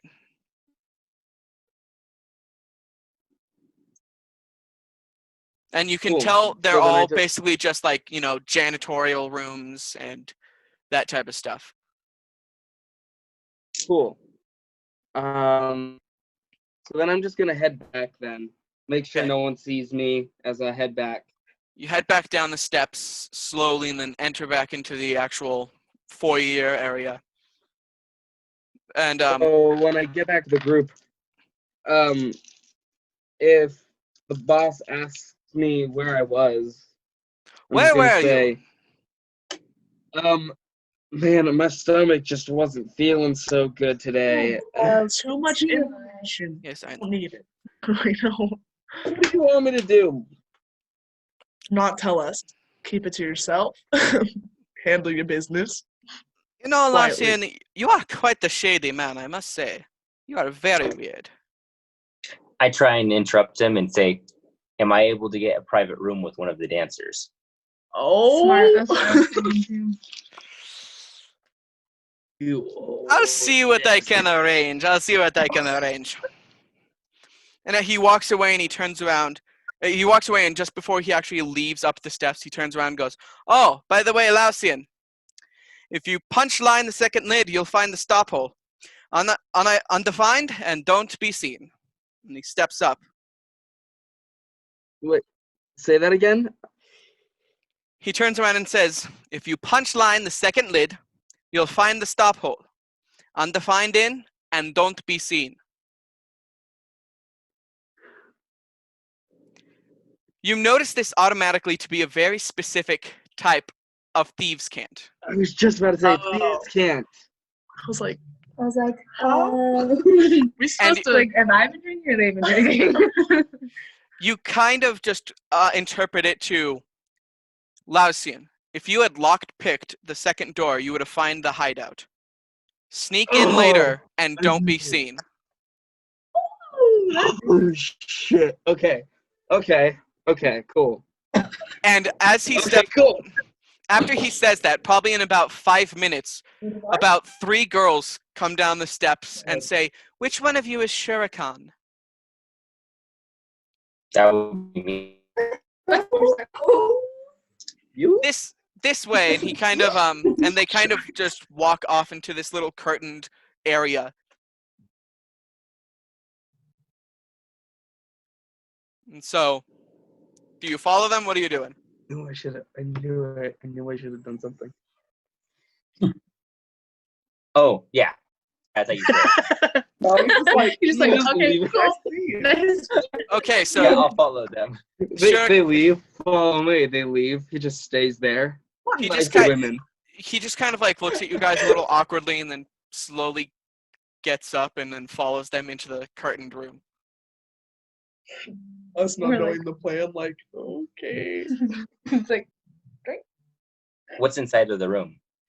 It's literally just a circular room with a table in the center.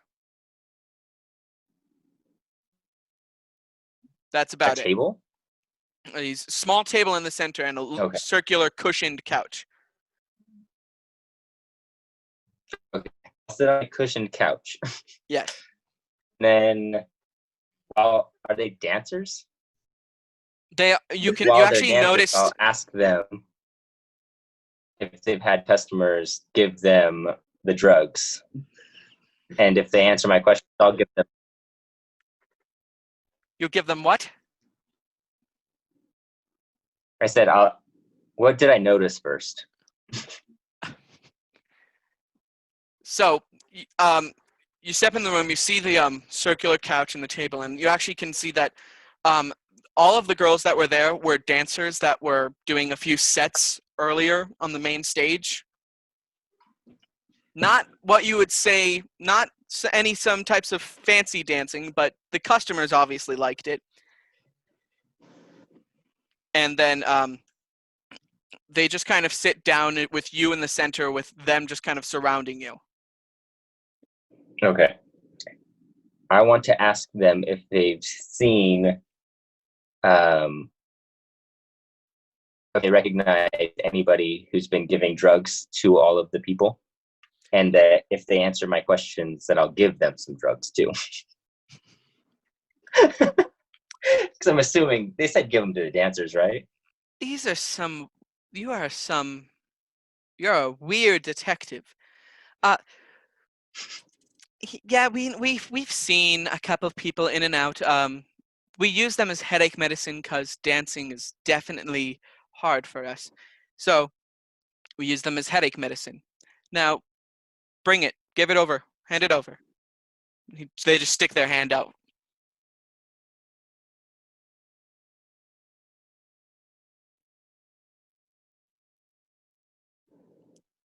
Now what? She just sticks her hand out and says, "Where's the fire snow?" So I'll give her one of the little pouches. Thank you. And then she just kind of hooks it to her belt and leaves the room silently. So while this is happening, Hi. what are you guys doing? I'm gonna sneak back in and do what he asked me to do. Okay. Do you want to relay this information to them at all, or? Just Yeah, gonna ditch us okay. again.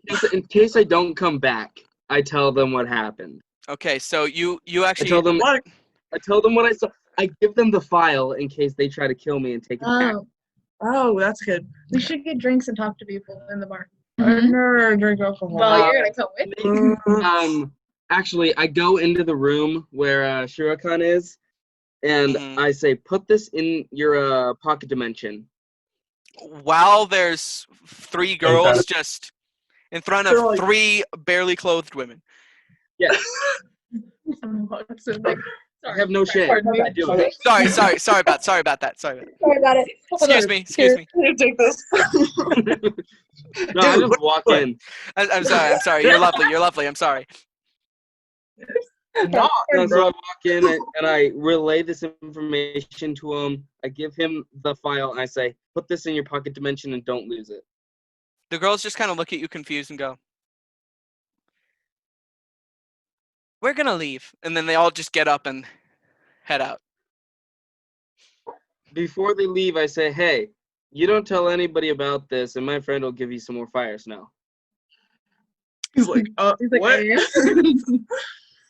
Okay, and then they leave. Okay, so I gave them what, each one pouch? Yeah, you probably still have about 3 left.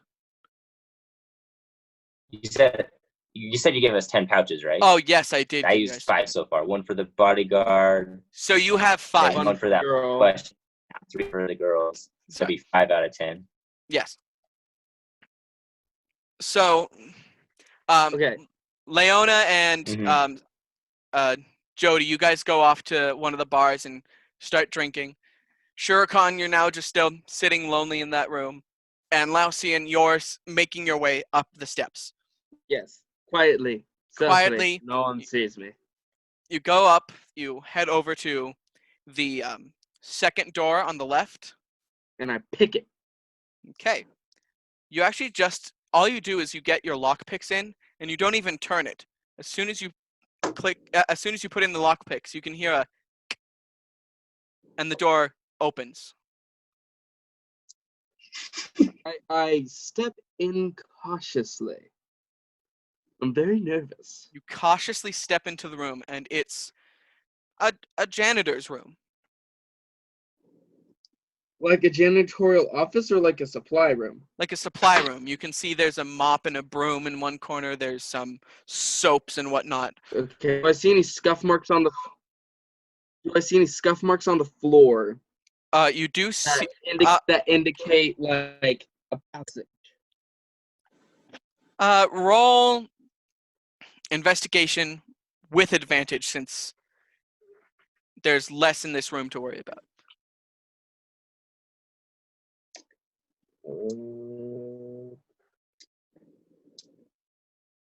20. 20. You actually can see amongst all of the stone tiles on the floor, one is oddly misplaced. It's slightly tilted, and there's actually scuff marks on either side of it. It looks raised from the rest of them. It was definitely not there when the place was built. Cool. I grab something heavy in the room. Okay, so and place it on there. You grab say you grab like one of the buckets, then it's a pretty heavy like bucket. It's almost like a cauldron almost. And you set it on top, and just as you let go, it literally just falls. The stone breaks and it falls down a very long hole that you can see small torchlight at the bottom. I'm so glad I did not step on that. Okay. So I'm gonna take my rope. There's a ladder, by the way. You can see a ladder. Oh, okay. Can I reach the ladder without having to do any sketchy maneuvers?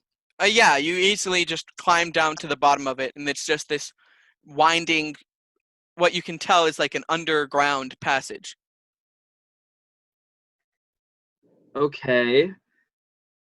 So, I'm going to go back up and tell my group what I found and ask them to come with me in case an altercation commences. Okay. So you head over to where Shurikan was, and sure enough, he's still just sitting there, just kind of fumbling with his thumbs inside the room. Did I get any names from them about people who give the drugs? No, you just know that there are people that come and give it to them. And so you pick up Shurikan and you head over to the bar, and you can see 2 absolutely drunk girls, Leona and Jody. I've never been drunk before. I'm sorry. I'm thinking that. No.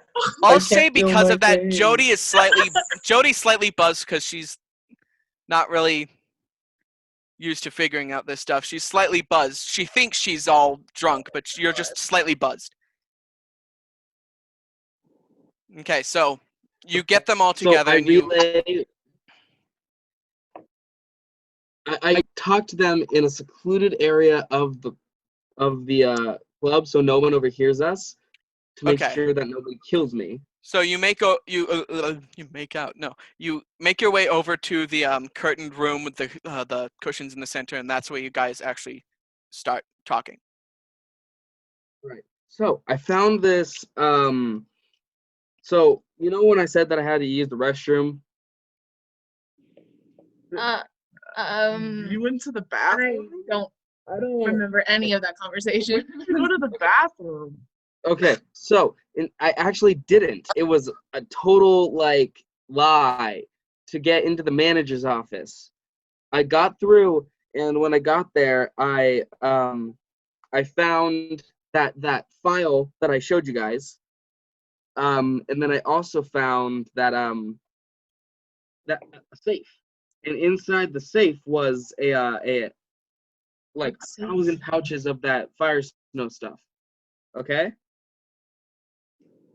And then when I got back, and the manager told me to check the second floor next to the manager's office. I opened the door, and it was just a janitor storeroom, right? Where I looked around, I saw a stone with cauldron on it, right? And it fell through, like the ground broke. And so then I climbed down the ladder, and I was looking around, and I decided to come back up and have you guys come with me so we could see what happens. Got all that? Yeah. Yeah. Yes. You didn't just come with me. Well, I'll go with you. Thank you. Pocket The dimensions? other- Can living people be in pocket dimensions? Can living people be in pocket dimensions? It's a big room. They can for about 10 minutes and then suffocate in the void of nothingness that it is. God. Interesting. Anyways, if you guys just come with me, we have to be quiet and stealthy, but I think we will be able to make it through. We We're have going. to. We're going. We So- have to. so- We're going. Yeah. Why Mhm. are we going? I don't know where we're going, but we're gonna go. We have to go. Why do we? Since these two are drunk, we stick them in the pocket dimension for 10 minutes to get through this crowd. How gone are we at this point? Yeah. How much should we actually remember of that conversation that we just had with Jackson? You remember it all, but Uh-huh. it's a little fuzzy, and it's like Okay. some of the conversations that you had with Ezio was more of like Charlie Brown's Peanuts. Wah, wah, wah, wah, wah. You remember Got it. having Now you I know how remember to act. Me too.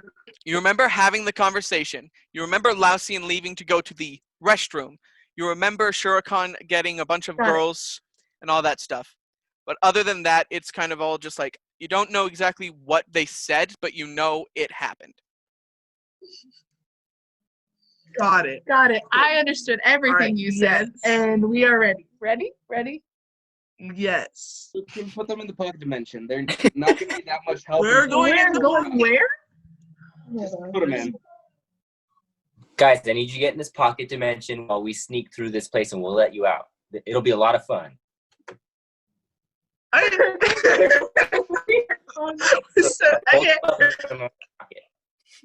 So, are you guys going into the pocket Okay. dimension? Yes. Okay, so he kind of lays it out on the floor, and you guys just jump in, and you then just notice you're now in just like a little floating void. It has all of your guys' weapons in it, and it has a few of the pouches, and that's all you can see. Okay, you and me, sure. Wait. Can we mess with other people's weapons? If you want to. Hold it up. Put them in my pocket. You Let's guys do can No, actually well, put feel on the your place pocket. kind of Let's go. shrink a little as you can see the giant head of Shurikan fold up the pocket. I don't That's remember it so being that All big. right. Now remember, Shurkan, we have to be quiet. Okay. I want to mess with all of this. Okay, I so really wanna mess with You, Jackson. I'll say you guys actually make it up to the top of the steps, no problem. Nobody notices you because they're too busy just drinking and having fun in the place. Cool. And then we get into the showroom, or we get into the backstage area. And then we make our way through the area, right? And we get to the door. It's not a backstage area. There's basically a staircase that leads up to a second floor. One side is the stage area. Another side is like the makeup parlor, and then there's the janitor's room, and then the manager's office. And you need to go through the janitorial room. Yeah, so We we make- make it to the janitorial room. I open the door and I show him the floor to show that I wasn't lying. Shurikan, he opens the door and you walk in and you can just see there's a tile missing, a giant hole, and when you look down, it's probably a good 50-foot drop with a ladder and then a torch on the wall at the bottom. Okay. I'm gonna climb down the ladder quickly because I don't think the drunk girls can climb down a ladder. And then I'll let them out of the pocket dimension. Okay, so you quickly scurry your way down the ladder and then you open it up, and you guys actually can see dim light as you look up, and there's now just a cave system above you. I just dump them out along with the weapons. You just flip it over, and then the weapons fall out with them just falling onto their heads on this stone cave. Cool. You And now then, have all of your swords and your armor and stuff. Just as Shurkan does that, I reach the bottom of the steps. Okay. So you guys make your way down into a very thin passageway. It's straight and then turns to the right. It's very dark. It's dim. You can see it's made out of natural rock, but other than that, that's all you can see. It's nothing special. So wait, the passage leads to a dead end? The passage leads to a right turn. Oh, We go left. the right turn. Yes, you go left on the right turn. Yes, we would go left on the right. You turn left, and it is a magical hallway. No. We find like a secret thing just because there's like a big deal and we're like too drunk to like. Okay, so are you guys going? What would you like to do? I peek my head around the corner to see like. The corner's like way down at the end of this hallway area. Oh, okay. So then instead, I'm gonna make my way carefully across. Make sure I don't step on any suspicious-looking tiles. Look out for like tripwires, holes in the wall that might shoot poison darts at me if I look at the light. Okay, or make something. an investigation check.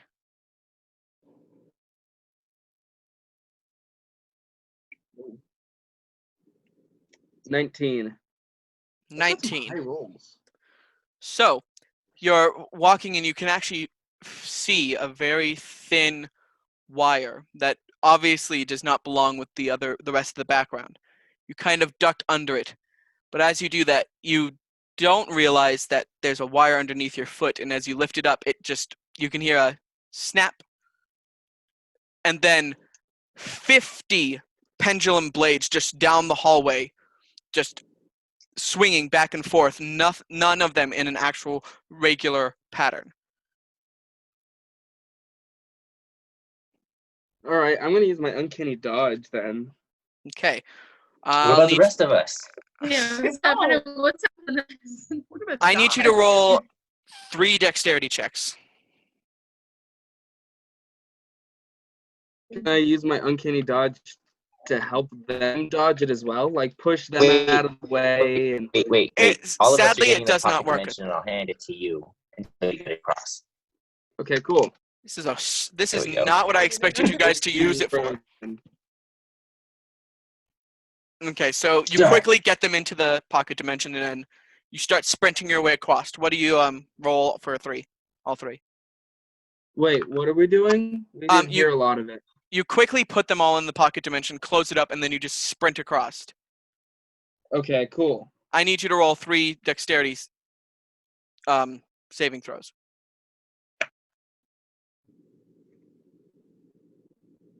1 T2 on the first one. Okay.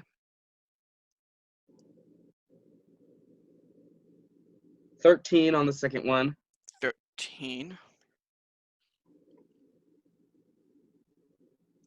21 on the third one. Okay, so you make past all of them except for one that just slices across your cheek, doing... Oh no.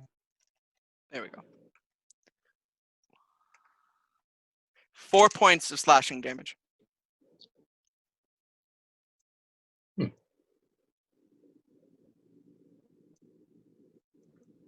But other than that, you safely make your way across.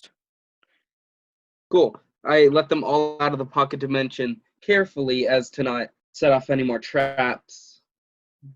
Okay, so you make it to the end of the hallway and you just kind of slap the dimension on a wall and they slowly walk out. And so Well, now that was you're eventful. Did you guys feel any of that? Best 50 gold I've spent. All right. You guys didn't feel too much. You guys did feel a bit of a jostle as he was running as fast as he could, but other than that, nothing really. And so you're now at the end of this What do we hallway, see? and now you just see a very much more brightly lit hallway that leads to a circular room. I make my way much more carefully this time. Okay. Out with him.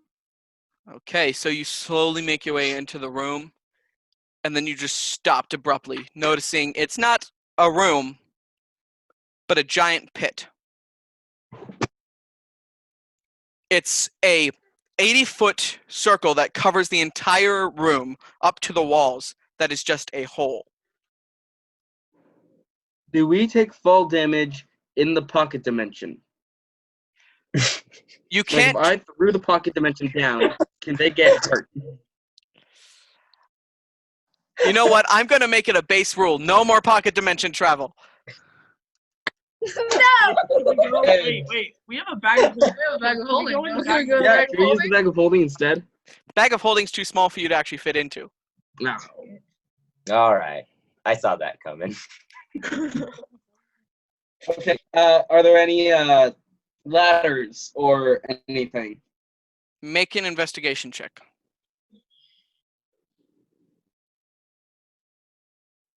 You said this is just a pit, an 80-foot pit? It's an 80-foot wide pit that just goes straight down into darkness. You do not know how far. Is there anything on like the opposite wall that we can see, or? Roll an investigation check. I got a 16.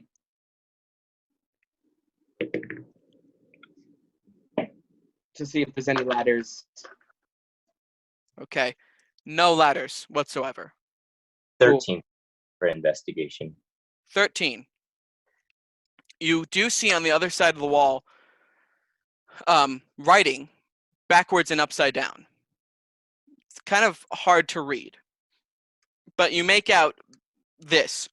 Knock, knock, thieves and assassins. This is our stop hole. Please have fun. So it's a trap, or like a dead end sounding. Lausian, you kind of get it to be, hello, thieves and assassins. This is our hideout. Please have fun. And the actual P in please has an arrow pointing downwards into the pit. Okay. So I'm gonna take my rope. Okay. I'm pretty sure it's about 50 feet. Okay. Let me make sure.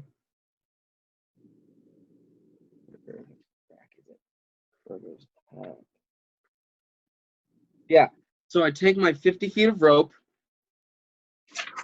I take a python and I tie it and like nail it into the ground so that I can like climb down, like rappel myself down. Well, you're not against the actual wall of the room. You're in a very small like walkway that's out into the center of this giant pit.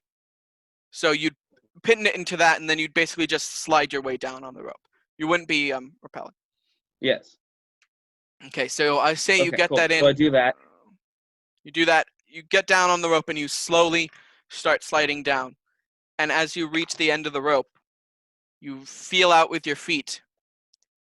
There's still nothing there. Yeah, I'm about 30 feet from the bottom. Are we I able to asked someone to throw me their rope. I'll throw my rope. Catch it. Okay. You toss down your rope. Make a dexterity check to see if you can catch it, Lausian. That's a 15. 15. Shurikan tosses the rope down, and you just about to grab it, and it falls straight down right past your hand. And you hear it just go. Cool. Hey, Wait. can someone else throw me their rope? Wait. You just hear it go into silence.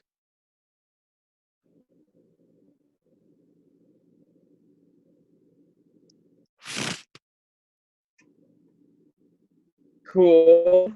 Hey, can someone else throw me their rope? I'll try to catch it Why this time. don't you, since you're in a row, you can climb quickly, come up and safely grab the rope, and then go back down. Or we can tie it and then go back down. Okay, I climb back up and grab someone else's rope. Climb back And up, tie 'em grab the together. rope, tie it down, Tie 'em and you tie it together, and then you slide down more. You still can't feel anything. And as you slowly go further and further, you can see just words that say leap. And as you get down to the bottom of the second one, of. Oh, okay. So I climb all the way back up. Okay. I pull the rope back up, give whoever I stole it from back their part of the rope, put my rope back, and swan dive. Okay. You just swan dive off. And where it took you just slowly sliding down a good 80 feet or so, when you swan dive off, you can actually feel something cushioning you, slowing your fall, and then just lightly you just step onto the ground, and you pick up the rope and you look up, and it's just pitch black above you.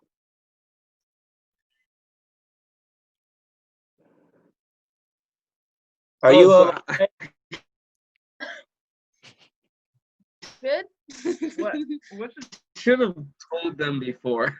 Oh shit! I Yeah. should have told them something before. So you guys just see, for no reason, Lausian, who was just getting up to the top of the rope, untie it, toss it back at you, and then just swan dive off into the darkness. I think he was just cursed in that black hole to commit suicide. Can he shout up to us? Trying to yell up at them, but it probably doesn't reach, huh? What do you shout? You know, jump! You guys are waiting around. You guys are waiting. Trust me, jump! You guys are waiting around for a good about 3 minutes after he jumps down, and you just hear, "Ah, Robin, jump!" At this point, just jump. Wanna jump? Let's jump. They're drunk and they think it looks fun. I suppose. Let's do it. Let's just do it. Let's just jump. All right. So one after, would you guys? How do you guys want to jump? Do you guys want to like hold hands and jump, or just one by one? I'm giving you the option of holding hands. Okay, so you Let's guys do like hold each other hands really tight and then just jump off.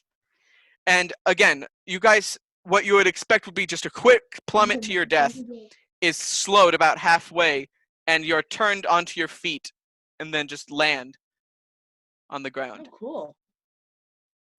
That's convenient. And Lausian's just sitting there looking up and assuming that he had just shouted.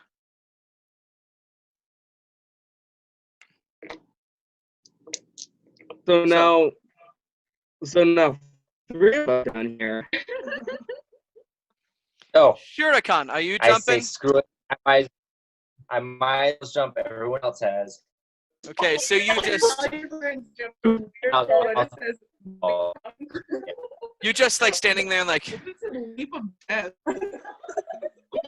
dang it, and you jump off into the Friends darkness. jump down an 80-foot cavern. Would you do that too? You just jump down and slowly again get turned onto your feet and then land down with the rest of the group. And as this is all happening, you guys are just sitting there for a second and you hear Yahoo! As someone else jumps down, and then landing down again is Leona, still a little hazy. Sorry, not Leona, Evelyn. Evelyn, still a little hazy, just saying, Oh. "Hi guys, I found you." That's how kids sound. Hey, Evelyn. Could you stay here and like watch and make sure no? Wait a second. Evelyn was at the Please hotel. How'd she come. find us and the secret passage? Is this a changeling? She was following us the whole time. We were just not paying attention Yeah. to her. She was just there in the background the entire time. She was sleeping at the hotel. As far as you know. She was asleep at the hotel. Can I make a perception check? Can I see if this is really her? Sure, make a perception check. Oh. Huh. That's a not one. Yep, that's her, all right. Shouldn't he get advantage? We're all, since I'm the one also like said, hey, she's like. I'll say, Shurikan, you can make a perception check because you're like kind of doubting it. So like, Okay. it's her. I know, because 13. 13. Yeah, yep, this is definitely her. All right. I believe her. Hey. Let's go. Evelyn, Yeah? are you still drunk? No. I acted like this so I could make a row and get into the party. Okay, so can you keep watch? Yeah. Like make sure no one comes in. Sure. That's dangerous. Awesome. Everybody else, let's go. Okay. So you're at the bottom of this pit and you actually can see there's an archway just across from where you guys have all landed. And you make your way through and you make your way into a corridor, another corridor, but far wider. And inside there you can see hundreds upon hundreds of just different people. All of them you can tell are lowlifes, thieves, cutthroats, pickpockets. It's a den of thieves. And they're alive or they're dead? They're all alive. You can see some of them are more like bouncers, just kind of sitting at the walls, looking around, but they don't pay attention to you as much. Cool. As you slowly make your way in, you can see Ezio walking up to you. Hello, my dear friend. I knew you'd get my message. See, I've heard of you. I'm not just from the wrestling match. I've heard of you from other Assassins Leagues. You're not that unknown in this land, you know. Yeah. Bless you. Bless you. Thank you. But please, So, be welcome. I knew you had some questions about the recent goings on, and I thought you might as well drop in, if may we say. So you invited us here just to talk, and you'll willingly give up information of what we're looking for? Of course. That's different than my Creed. I always had to give them something in return. Are you sure? Oh yes, yes. We're a family down here. Some say we're a mafia, but you know, who cares what they say?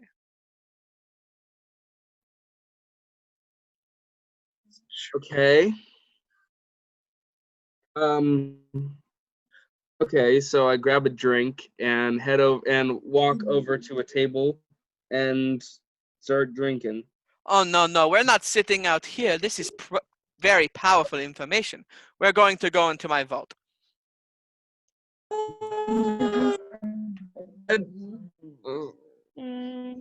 Something about this. He Oh, he so. he walks you over to the vault with him, and he opens it up and Okay, says, I follow him into his area. "Okay, we into all his vault." follow? He as you actually try to walk up, you can see another guy who looks almost as much of a status as Ezio steps in front and says, "This is a Creed meeting. We don't need you coming in. I'm sorry, it's nothing against you, but we need to keep our information safe."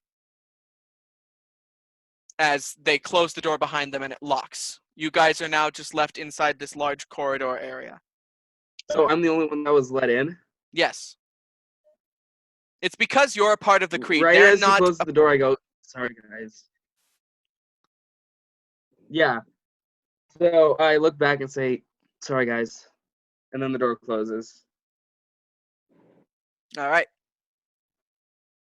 So And this is like a bar area for the rest of us. say that again.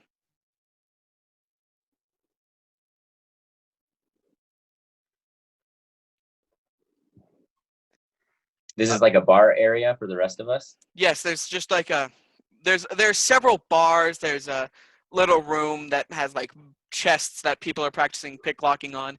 It's a basic den of thieves. Okay. But you make your way over to a little bar area in the corner.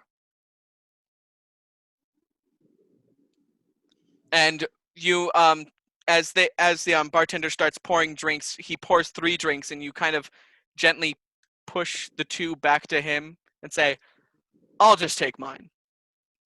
You make sure they're not getting drunk.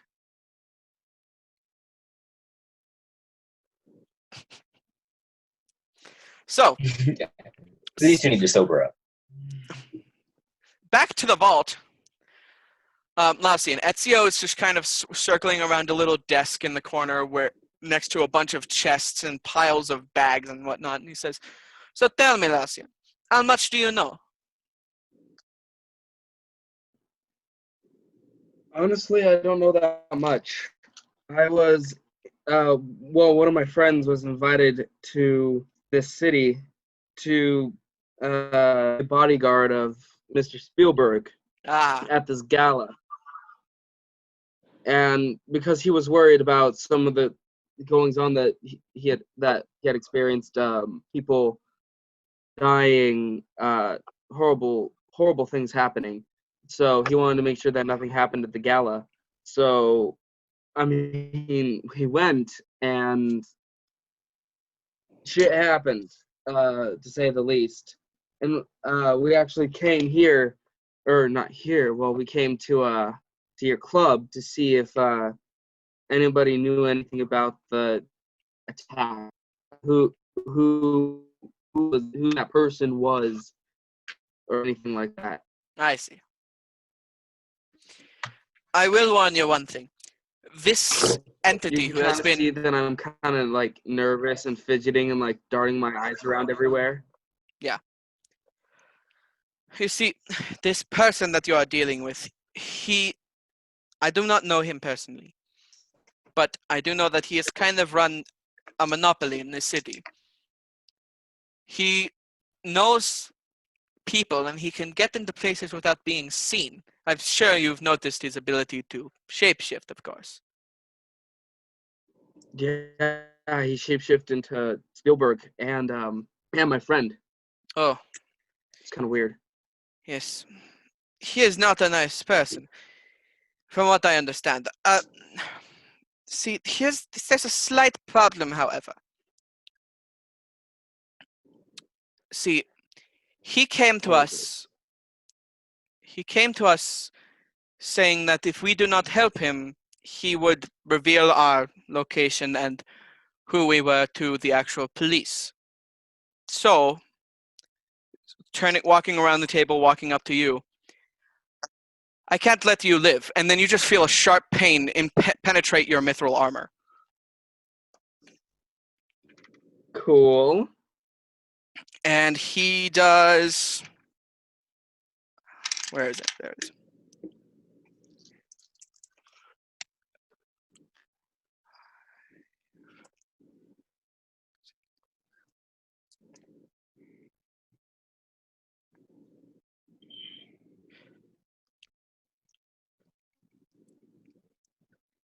"18 points of piercing damage. Straight into where you can feel is your kidney. 18. 18. And you scream out in pain as he just puts his hand back, and you can see a very similar style assassin's blade just dripping with blood. He says, "I'm sorry, but I must keep our location safe." I wasn't gonna tell anyone. You guys out. I can help you guys. Make sure. I'll get back to you in a second, Lausian. Leona, Jody, and Shurikan. You guys are just sitting at. And Evelyn, or what was that? Well, Evelyn's waiting in the. I'm guarding. Accidentally. I keep forgetting. Yeah. As you guys are sitting at the bar, you guys hear a ding, a bell just above the vault ring, and as that happens, all the assassins and thieves who are just sitting down, all at once stand up and just walk out of the hallways. We follow them? I mean, I don't see why not. They walk follow away them? towards They us. just stand up and walk out of the corridor. Let's Almost go as to if the, they're like brainwashed or something. I want to Well, follow let's them. go- Follow them. let's go to the door with Lucian in it. Lausian, Yeah, Lucian, since there's no guards now. you walk Oh, up and you can yeah. see the man who was standing there earlier saying, "Didn't you hear the bell? Time to leave." We will leave with our friend. I'm afraid your friend's long gone. And then he decks you straight in the face, Leona.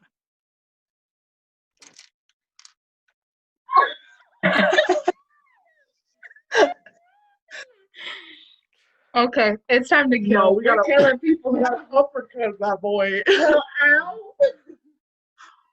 Are Uh, we any more sober at all, Aiden, or are we still like? you've sobered up now. Okay, cool. Great. Does a 17 Okay, now hit? I'm hit. Okay. Does a 17 hit you, Leona? Now it's good. Yes. Yes. Okay.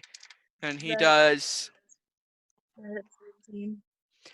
8 points of bludgeoning damage as he just punches you straight in the jaw. He says, Oh my god. "Leave."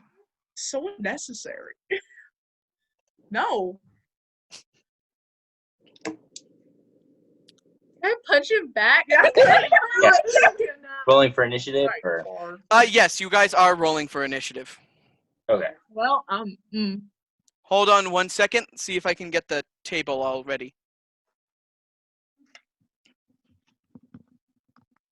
wow. So I'm dying. If you enjoyed the video, please like and subscribe and ring that bell for notifications. Till next time, stay nerdy.